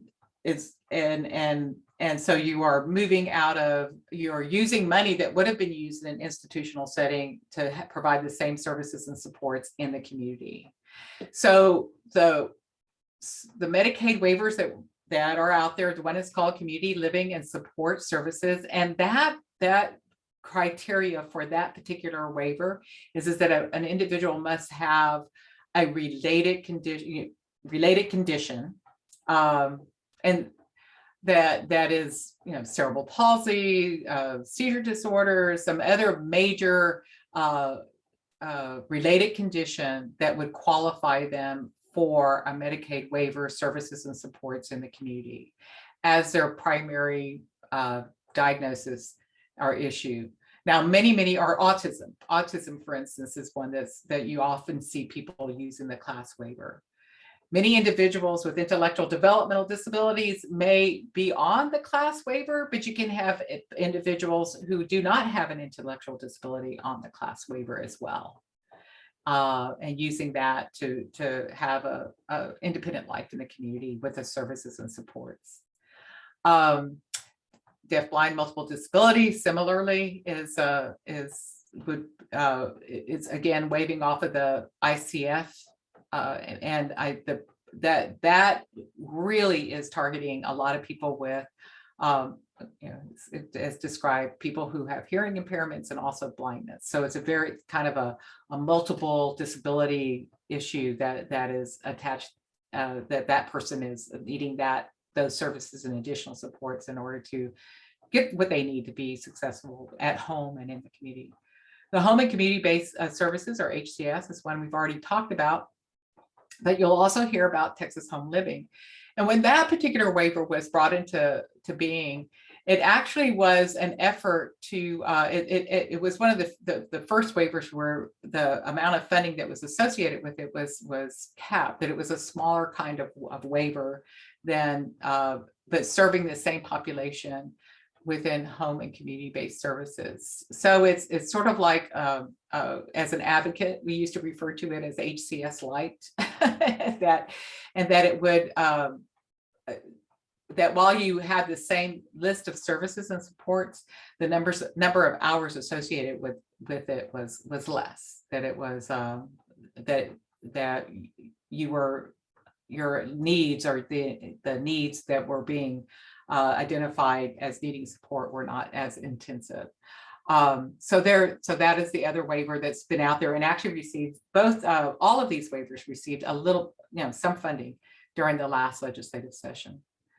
And again, the way that they're funded is based off of the intermediate care facilities and those facility settings, and waiving those needs in order to be served in the community. I talked about nursing facilities and the criteria around nursing facilities and people entry into a facility. The two waivers that were created as in response to nursing facilities are the Medically Dependent Children's Program, and then also a STAR Plus waiver. And these would be really focusing on medical needs and a lot of physical supports as well. And the STAR Plus waiver is now totally under managed care. So in serving a lot more individuals through that managed care process. And so the state of Texas, again, is changing a lot of how it provides services, and managed care being a big piece of how the services today are being provided, as well as in the future. And as we still continue through many of the traditional programs to provide services. The one waiver that I did not mention on this page that I want to be sure and share with you has to do with this. It's relatively new, but it's targeting our youth and young adults with serious mental, emotional, and behavioral difficulties while they are still in school, and it's for youth ages 3 to 18, and it's called the YES waiver, the Youth Empowerment Services Waiver. And so it uses what's called a wraparound plan, where the professionals that come in, you're going to access this through your local mental health authority. And what the wraparound plan works with the student, the child, as well as the family, to look at all of the resources and how can we support the family who has and the child, so that they can actually do better, be more successful, reach their goals, reach their educational goals, and be able to create a healthy environment for that person. It really focuses on out-of-home placement. They're really trying to keep people, in home and in their community. It does includes a lot of therapies and community living supports. The parent's income does not apply. If you have gone, so this is one of those things where the idea of a Medicaid waiver does not only waive the institutional piece of it. We need to have these same services and supports in the community, that part of it. But it also will waive the income requirements, so that as a parent, you are going to be eligible for, or your son or daughter would be eligible for that service. It is, interestingly enough, not really, it's in the long-term services and support kind of bucket, but it is not a long-term service. And as most things for mental health are not. It is very short-term targeting, usually 11 to 18 months is the lifespan for the services, and it's meant to be very intensive support. Now they'll keep you kind of in, on their records, keep you aware of what's going on. But what their goal is with this wraparound service is that you are going to be working out of that you're going to be working through the need for those services. Let's see. Okay. And, before I move into the employment first, I just wanted to mention one more time is that while the waiver does look at, that waiving off of those institutional settings, the other thing that the waiver will do, especially for children, is that, like, for instance, if you do come up on the waiting list, if you've done all of your work, and so your child's name comes up on the class waiting list, and you are eligible. I mean, they have found you to be eligible for the class services, but typically in Medicaid, your child may not have Medicaid, right? Or because you've not qualified because of the needs requirement. It's a parental income is too high. But if their name comes up on the waiting list, then that eligibility, your child's eligibility for the class program, will waive your income in order for your child to be eligible for class. And the same will apply for HCS and Texas Home Living, or I know for sure for HCS. So again, that eligibility thing, there's all these little nuances. So even if you are not on Medicaid and your child is not on Medicaid, get their name on the waiting list, because you can use that eligibility criteria that the Medicaid waiver gives us for them to be eligible for it, for Medicaid. And again, it's just eligibility in the state of Texas. It's not eligibility anywhere else. And it doesn't give you an SSI cash check. It just gives you eligibility for this service. And that's very, very important. And then once you become eligible for Medicaid through, for instance, the class program, as in the example that I gave you, so you're not only receiving the long-term services and supports, but you're also going to receive that medical side. They come together, both the traditional or the Medicaid waiver as well as the medical supports. Hopefully you understood that, that I gave a good enough explanation. All right, so all of that to say is that I know that that we've talked a whole lot about Medicaid, the community first choice, and now we've talked about Medicaid waivers. And the Medicaid waiver actually has in it two really important services, employment assistance and supported employment.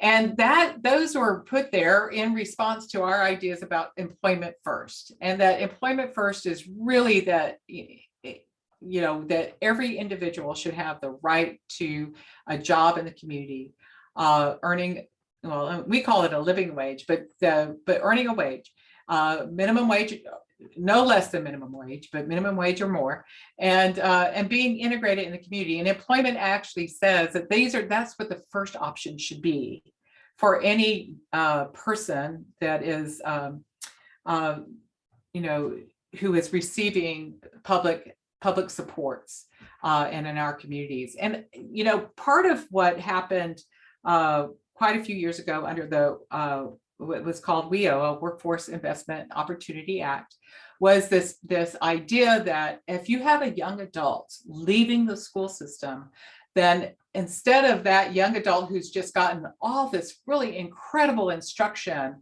and good works that have that the school has been working with them on, and in some cases may have had 3 or 4 different jobs, have good experiences and really, would be looking towards job placement in a long-term career, that what we want them to go to is a regular job, as opposed to a rehabilitation program or a sheltered employment place. So that idea is that employment should be their first option, not a service that, that would be basically where they would be then waiting for employment. That we want our young adults into employment first. Hello, my name Oops, I'm sorry about that. This is, Let's see. what you doing? Noreen, So I wanted, go ahead. before you go on, there was a question in the chat that I don't know the answer to, and I Googled it and still did not see a concise answer. They're asking if the yes waiver has a waiting list. Do you know? It should not, but it's your local authority, really, is kind of the turnkey on it. Okay. But I really don't know, but it shouldn't have a waiting list. Okay. All right. That was the question. Thanks. Yeah. Well, you know what? I'll look that up. I did look it up initially and did not find a waiting list. And I told the group already that if you didn't know the answer, I'd dig deeper and try to find an answer. Yeah, I'll look at my list of things. Okay. Well, let's see. I wanted to give you an idea of what Medicaid waivers can do for employment first. This is my brother Ed, and this is a real quick little ad that we put together for APSI, talking about Medicaid waivers and employment. So let me see if I can get it to work again. Here we go. Hello, my name is Noreen Gill. This is, what you doing? Yeah, where'd you get that? Extra! Ed is 65 years old and received his HCS Medicaid waiver 6 years ago. Supported employment in the Medicaid waiver allows us to hire Robert Kuchendahl to provide services to Ed to keep his business operational. We use the consumer directed services option so that we can hire staff to keep Ed at home and work in the community. Ed has his own business, so he has the finance side, the advertising side, and he participates in every aspect of this job with support. Thank you. All right. Yeah, that was quick, but it kind of gives you an idea of Ed he did not receive any vocational rehabilitation services. He used the Medicaid waiver. He created his own business. We were fortunate enough to find the right person to help us with creating and keeping the business going. Ed has a very active and inclusive life. And he has his own business account and he pays taxes. So it really is kind of using that idea of employment first, that he should be, that's where he wants to be and that's where he should be. So the big theory or the big message behind all of that is that get on the waiting list, get on the interest list. And these are the ways to do that.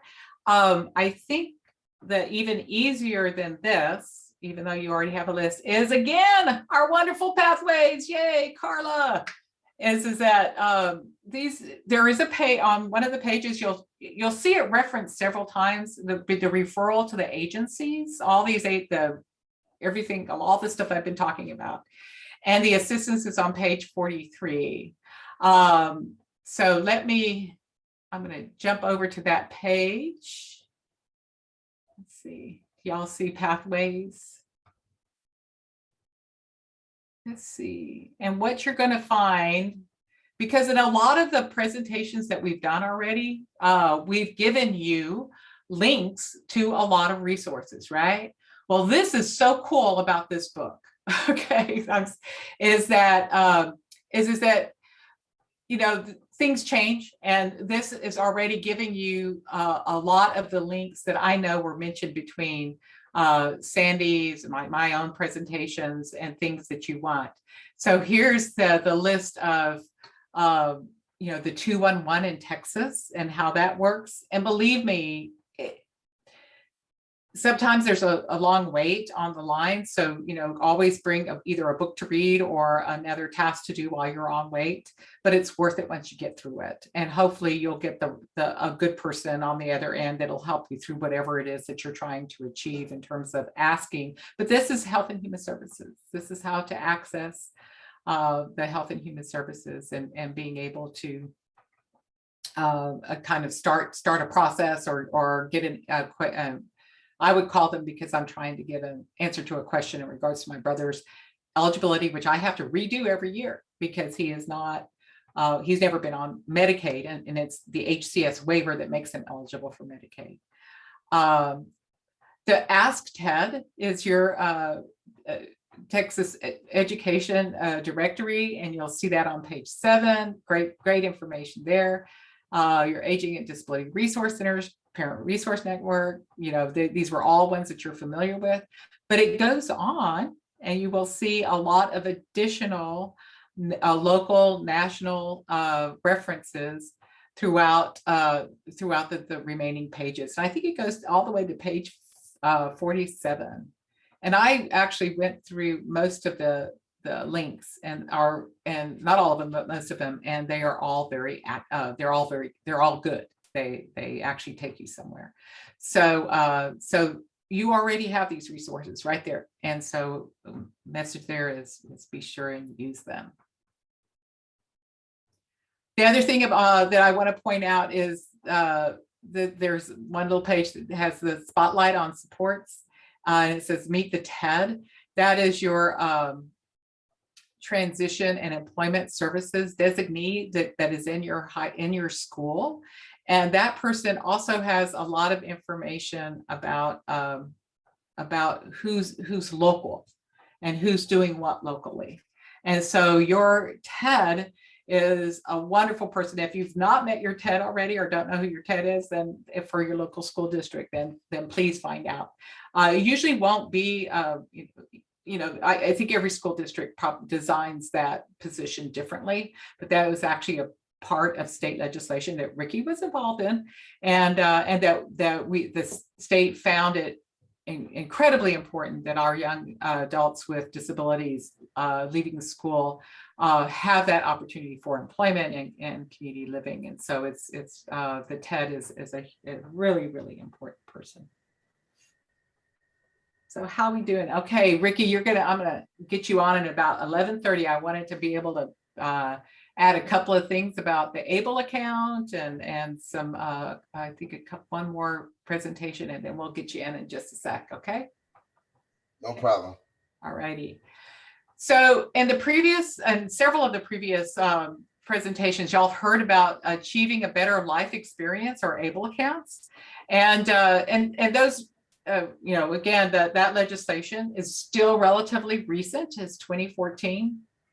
And it's kind of an option for a person to be able to save money, and especially if they're on SSI and they're needing to keep that resource limit at that 2,000 level and below. So, you know, the ABLE accounts are being used in a lot of different ways already, and as people hear about them, have access to them, you know, and want to contribute gifts to them. I think that, you know, in Ricky's case, I shared his story about how he's been saving money for his next van. we're so grateful that he's doing that. But it also is a way for people to give gifts, and the annual, and then the idea of attaching it to that gift tax exemption.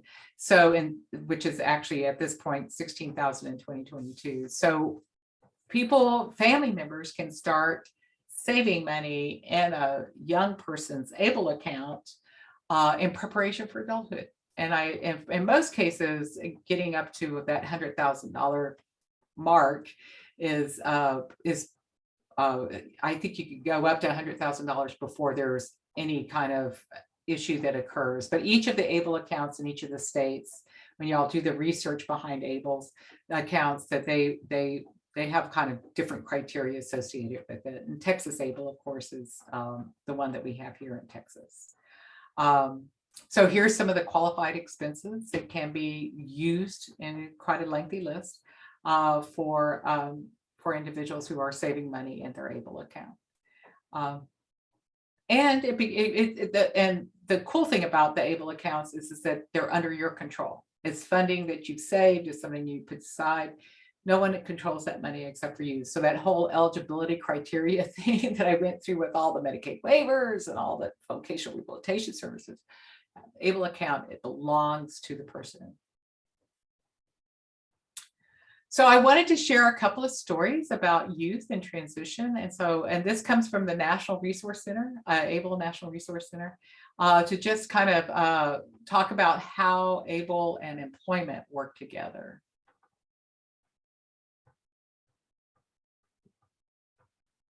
So we're suggesting here too, to think about ABLE being introduced into individualized employment plans that support employment. So what does this mean? So service plans that support employment are plans that outline an individual's vocational goal and the supports, activities, and resources needed to achieve that goal. This plan is in writing and it's agreed upon by the individual who's the driver, as well as their circle of support and the service providers who are going to be providing supports towards achieving that goal. And an ABLE account, it can be used to augment services and supports that are already available, or funds for those that are not available, or that might go beyond, additional services or supports that would be helpful that aren't covered by others. So examples of these in terms of qualified disability expenses, and I know Lori mentioned some of this, but paying for additional job coaching, counseling, assistive technology that's not covered, transportation, work uniforms, tools, etc. And in fact, instead of just listing this here, I thought we might go to our next slide and start sharing. We've got 3 stories I want to share with you of ABLE account owners and how some of these CDEs play out in real life and how ABLE is supporting employment. So we see here, we've got our ABLE National Resource Center ambassadors, the first of whom, Amy Tesler, is the parent of an ABLE account owner named Scott, who is 23, and he's seen here working at his first project search internship at the DoubleTree. He's currently working 20 hours a week for a school district, washing vehicles in his second rotation with Project Search. Scott was diagnosed on the autism spectrum when he was 2 years old, and Amy set up an ABLE account to complement the Special Needs Trust, or S&T. It's actually going to be the major financial support for Scott's future. Scott pays his full share of housing expenses with his supplemental security income, his SSI check, his wages, and supplemental funds from his ABLE account. His SSI payment is based upon the full SSI rate because ABLE funds are not counted as income. This payment is reduced due to his wages, but he uses work incentives, which we're going to be talking about in the next half of our presentation, to keep more of his income. So stay tuned to those future slides where we're going to dive into those details. The funds from his ABLE account are not counted as income by SSI or base testing program. That's really helpful here. And importantly, Scott uses his ABLE funds to pay for his transportation to and from his job. So he uses Lyft and Uber, and the debit card that he has set up through his ABLE program, that's what he uses to pay for this employment-related support in terms of transportation. And what Amy has to share about Scott is that Scott will always need help managing money and paying his bills. It wouldn't be prudent to give him access to a large amount of money, but having the ABLE account will help him gain some basic financial skills. He's getting that. And in our situation, she says, having both the special needs trust and an ABLE account is ideal for maximizing his benefits and helping him achieve some financial independence. So let's take a look now at another example of successful employment, and from our ABLE National Resource Center Ambassador, Denise Geringer, who's also the parent of an ABLE account owner. Denise's youngest son, Jacob, fourth of four sons, is a 23-year-old office assistant at the Little Leaf Learning Center. Actually, I think he just turned 24 in September. Jacob, who has Down syndrome, is diligent about saving money in his ABLE account because just like other 20-somethings who live with their parents, Jacob can't wait to move out of mom and dad's house. His goal is to purchase his own home with a yard for his dog, Miller, who you see here in the awesome sunglasses. So Jacob has actually made 2 purchases with his ABLE fund so far, both employment-related and qualified disability expenses. One has been a modified bike that he purchased that he hopes to use in the future, not currently using for this, but hopes to use in the future as independent transportation to work. Currently his work situation right now is a little further out. But he also used his ABLE funds to pay for travel expenses to audition to be on the runway at the Global Down Syndrome Foundation, Be Beautiful, Be Yourself, their fashion show in 2017. And he actually won that audition, and that was a great work experience. And you see him in the lower left-hand corner on the runway with a supermodel. And Denise says, as a parent, I want to make sure that the resources are available for Jacob to live as independently as possible. When the time comes when his siblings will be his primary support, we want to make preparations so their lives will not be burdened financially. All right. I just wanted to share those stories. Also share this resource as you explore ways to use money wisely and creating that employment, the supports that are needed around the employment goal. There was a third story. The third story was actually a different situation. It wasn't so much related to transition. So, but if you decide to go in and listen to the stories, they're actually quite good. All right. So the next topic we're going to talk about is self-determination, and our buddy Ricky Broussard is going to come on and join us. And I covered this in one of the previous slideshows that we shared, and that really, when we think about self-determination and the skills for that self-determination, it is our attitudes and abilities that guide our decision making. How are we going to make decisions? And especially if you're an individual with a disability and needs the supports, how are we creating decisions for ourselves? And of course, Ricky, I share with people your idea of taking risks and the dignity of risk. Yes. And that, but it is the actual experience and doing things that really gives us the lessons we need in order to practice self-determination. It is not something that comes easily, as we know. And so anyway, I figured that you would be really wonderful to talk about this and to share this with our audience. So Ricky, just as a brief introduction, well, you're going to give your own introduction, right? Yes. Okay. All right. Well, then take it away. Well, thanks. Hello, everyone. My name is Ricky Broussard, and I live in Texas City, Texas, and I am going to talk to you today on the road to change, and Oops, go ahead. and I am also going to talk to you about the 5 principles of self-determination. And here they are. And the first one I'm going to talk about is supports.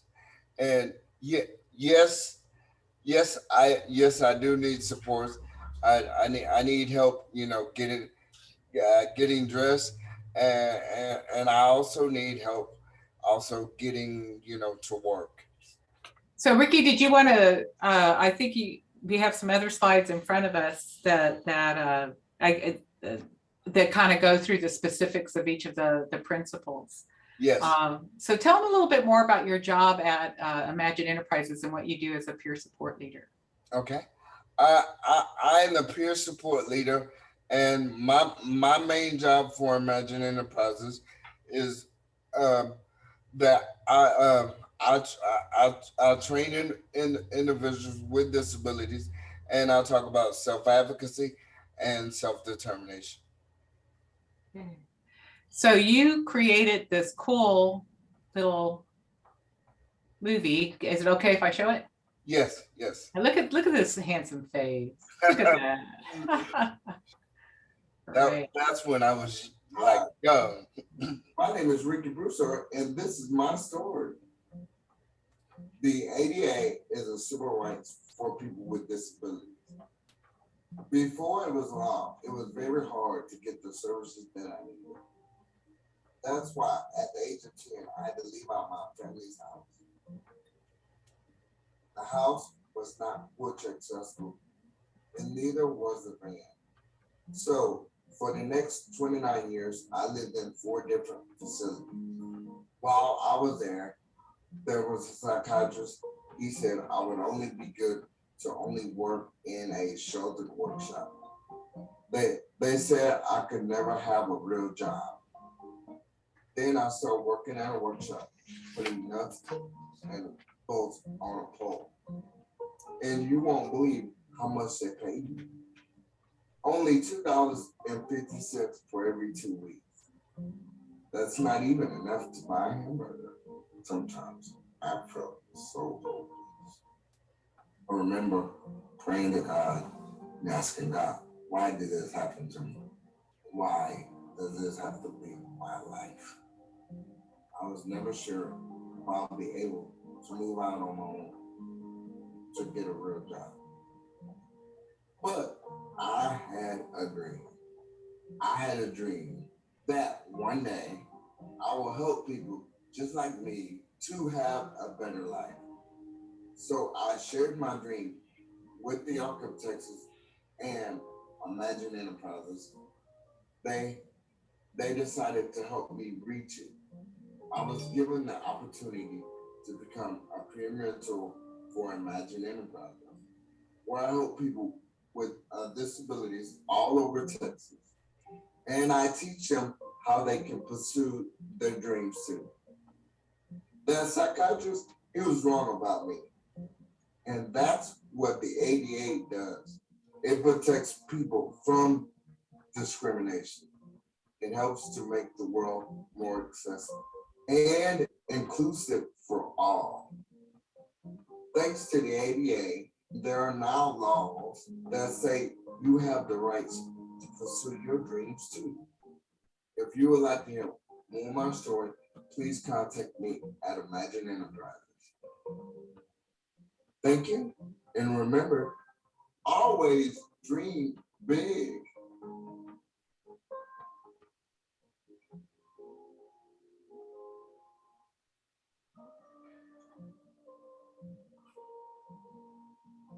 Hi. Oops, sorry. My- Right, Ricky, thank you. You're Yeah.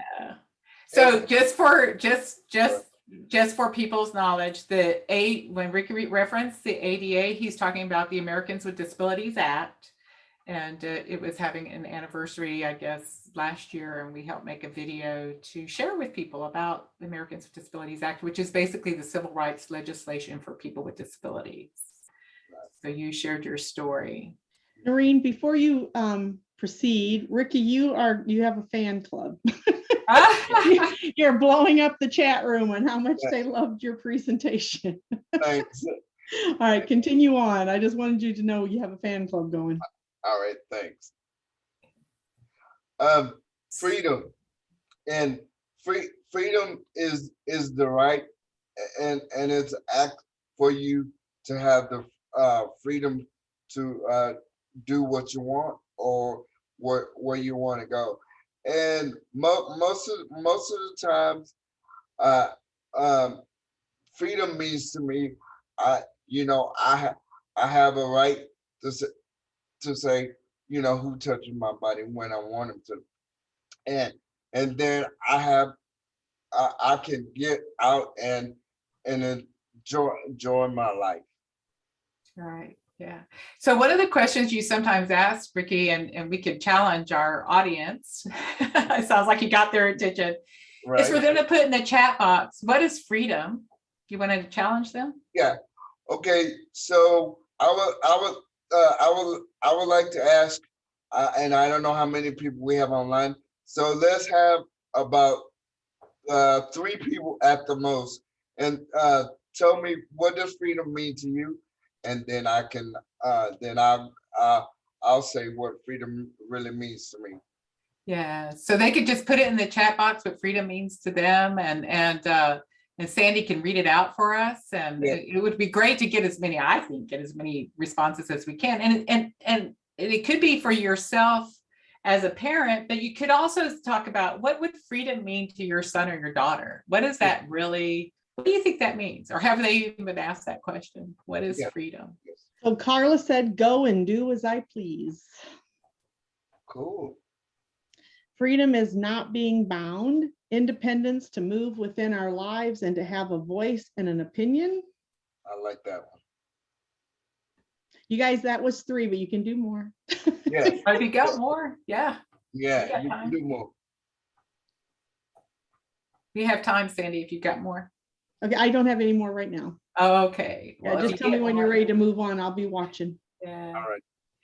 Yeah. So Ricky, when we talked about freedom to our self-advocate groups and stuff, some of the self-advocates would basically say to have, I mean, it's not really like rocket science. They would say things like to have the relationships, to have Yeah. relationships with friends and to And- meet with people. And what we have found out recently is very hard for some individuals, to have, a relationship, with a friend or whatever, because they may have trouble,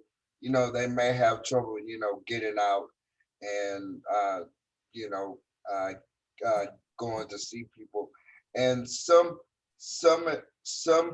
individuals, they may be shy and they only talk, like to a friend of theirs at school, or just to, mom or dad or whatever.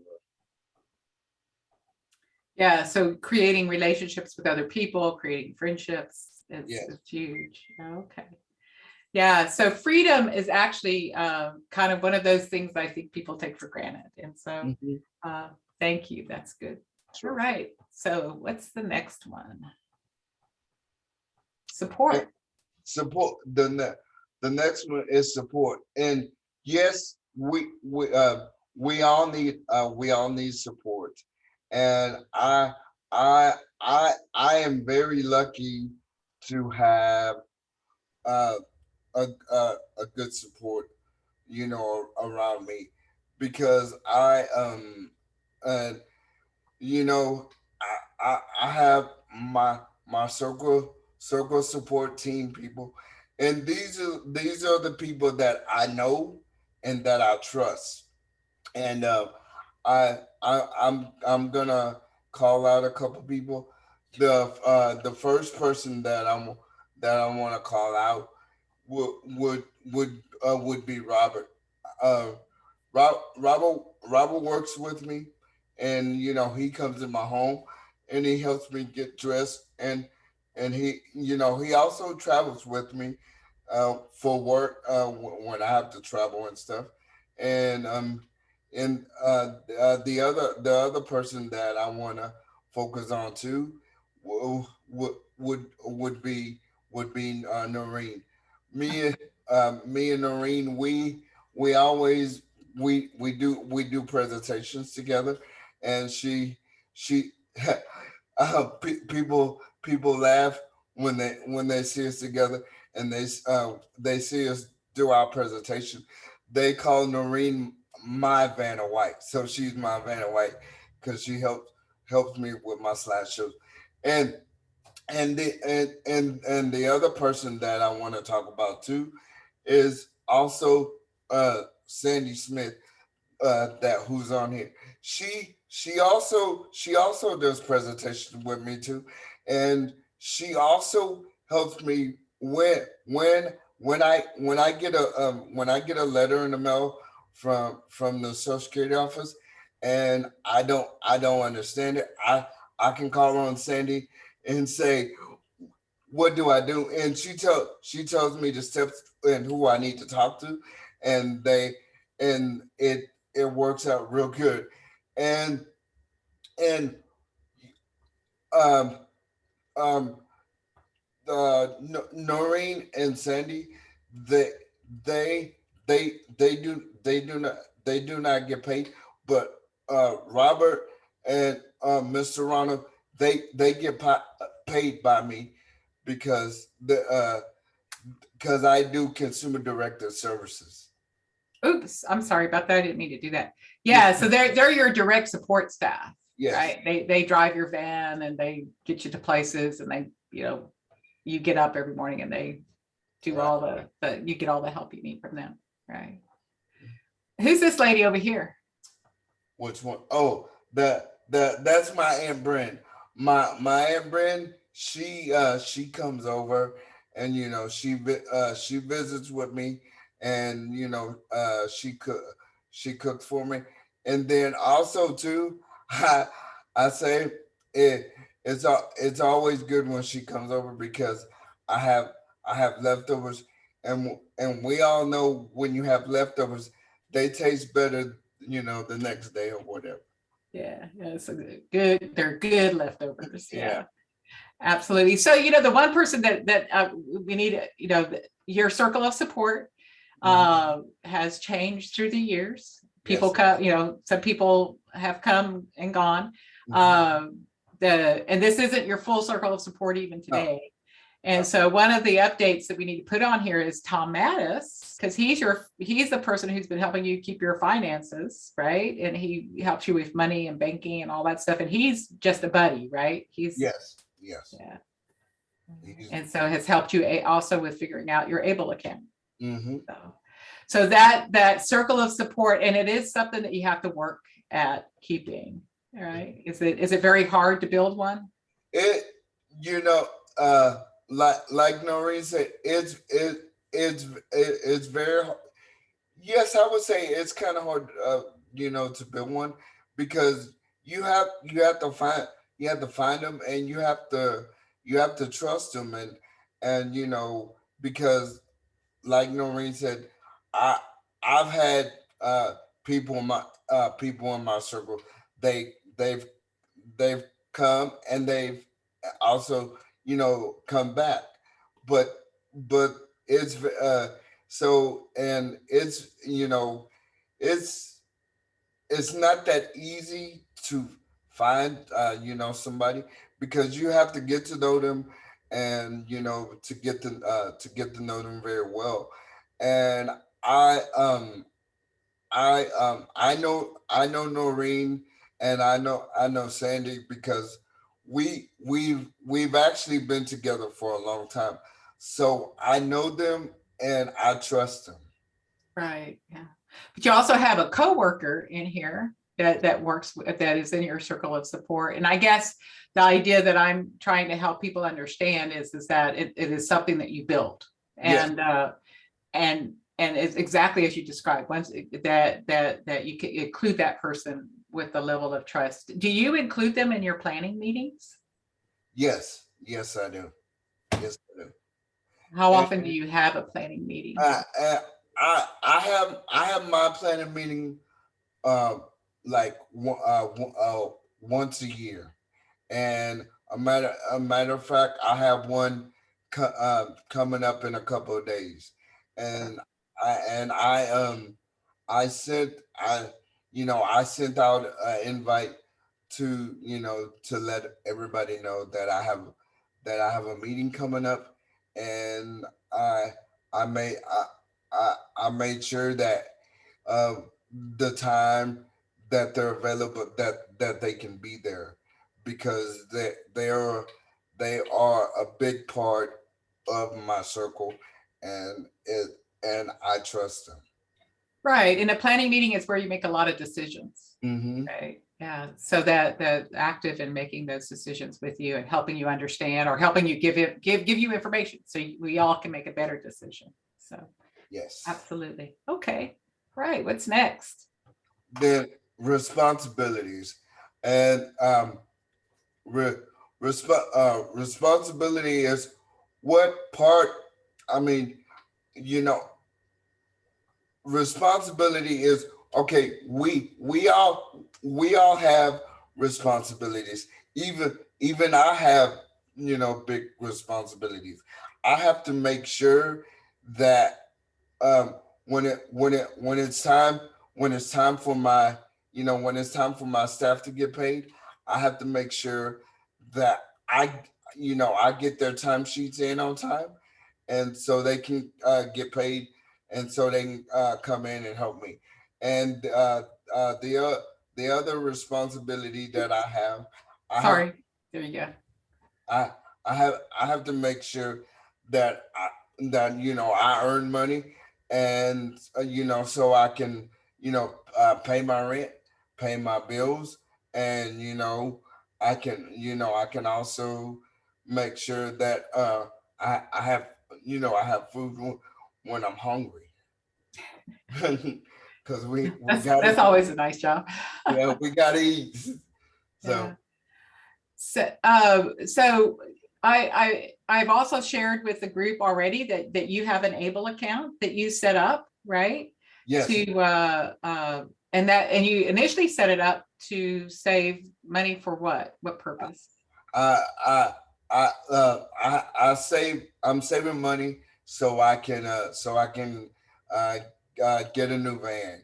And actually the van that I have now, it's paid off. So I'm saving up enough money so I can get a new van. Yeah. So, and a good thing that you have been saving that money, because getting a new van right now would be like next to impossible because of the situations with just availability of vans, right? Right. Yes. So what happened to your aging van that has, oh gosh, I think it has like 165,000 miles on it. So yeah, somewhere in there.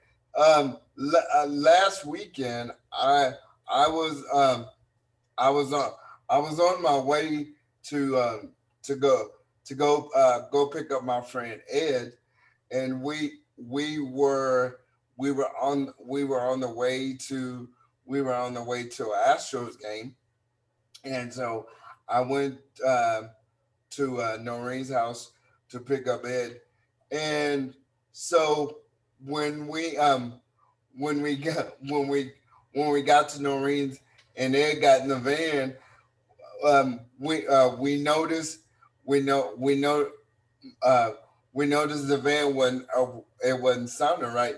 So I'm like, no, I need it. So we turned around, and we took we had to take Ed back home. So so and then after after we after we dropped Ed off, um uh we tried to make it as far as we could, and good thing we dropped him off in time. That's that's when my transmission went out. I'm like, oh, so I had to. So me and Robert, we had to call some friends so they can come pick me up, so I can get back home, and so I can get my chair get my chair out of my van so I can get back home. So right now my van's in the shop right now. So Yeah, but needing a new transmission, and that costs a little bit of money, doesn't it? yes, Yeah. So you've got your circle of support. yep, You got your Able account. yeah, You got your money that you can use for that, because it's not gonna it's right. gonna be a little bit pricey. Yeah. So, Um, but that's why um, that's why it's good. Like Noreen was talking about earlier about having the Able account. You could and that's what I'm doing for mine. is getting my van worked on and stuff, and it's helping me out a lot, so that's good. Yeah. Keep it moving. All righty. How about this one? Authority. Authority is, making decisions, and also being responsible, and following through. Um, I Oops, sorry. That's There you okay. go. There you go. That's the slide you want.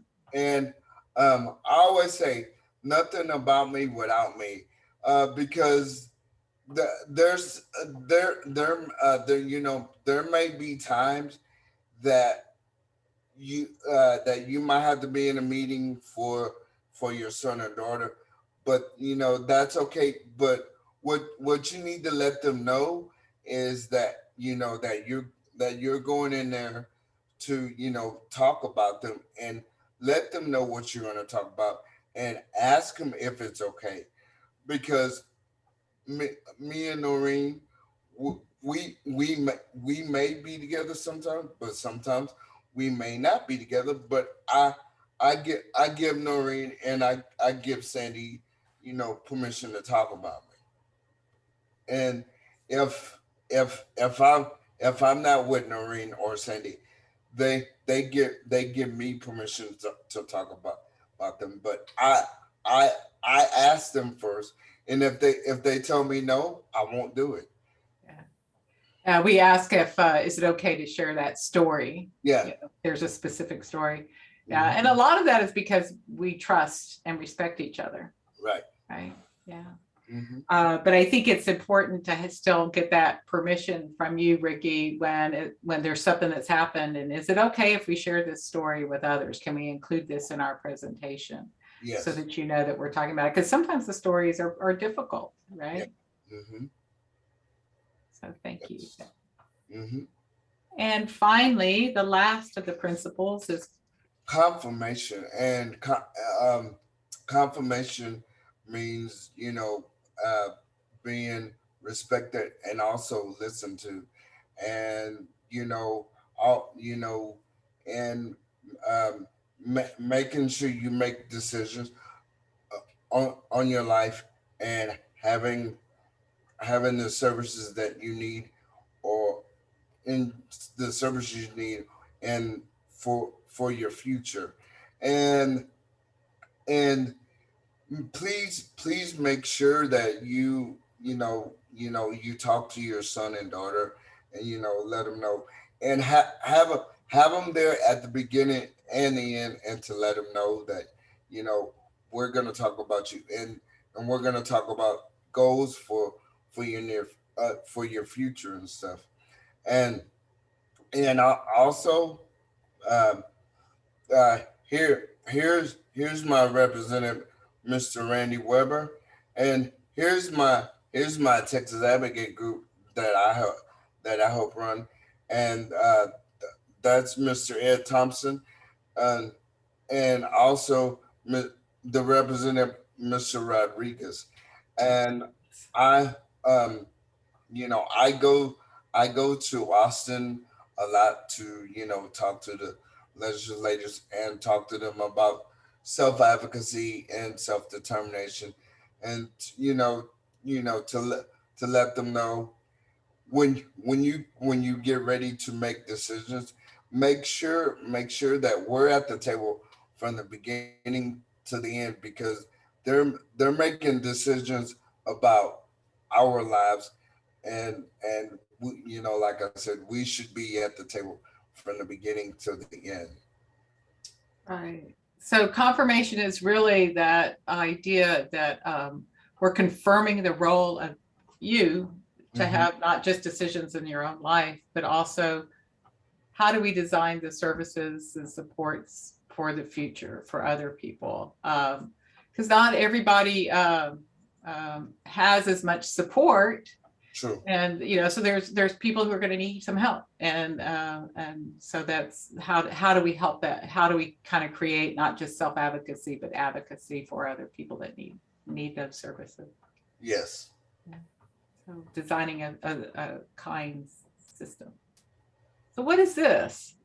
And I myself and Noreen, I heard Noreen, talk to you a little bit about it earlier. We go into the schools and we talk about self-advocacy and self-determination, and we also talk about employment too. And this is one of our slogans. We always say, I have a voice to make a choice about my future. Right. So this is actually one of the things you teach the students, right, Ricky? Yes. Yeah. So how do they like it? Yes, they love it. And this is what we say at the end. But before we get started, we do another one, and we say, know what you want, how to get it, who to talk to, speak up for yourself, and get help when you need it. So those are the two slogans that the one I just did a few minutes ago. We do that one first, but at the end, when before we leave class, we say this one at the end, and they love it. Right. And that other one is the definition of self-advocacy, right? Yeah. Yes. And it's actually when you created that definition. You and I were having a conversation. What is self-advocacy? And I said, I don't need dictionary words. I need words that people will understand, right? And so we created that as a part of what we teach. Mm-hmm. Yeah. All right. So that kind of wraps up that conversation. Do we have any questions, Sandy? We do not. Just a lot of compliments.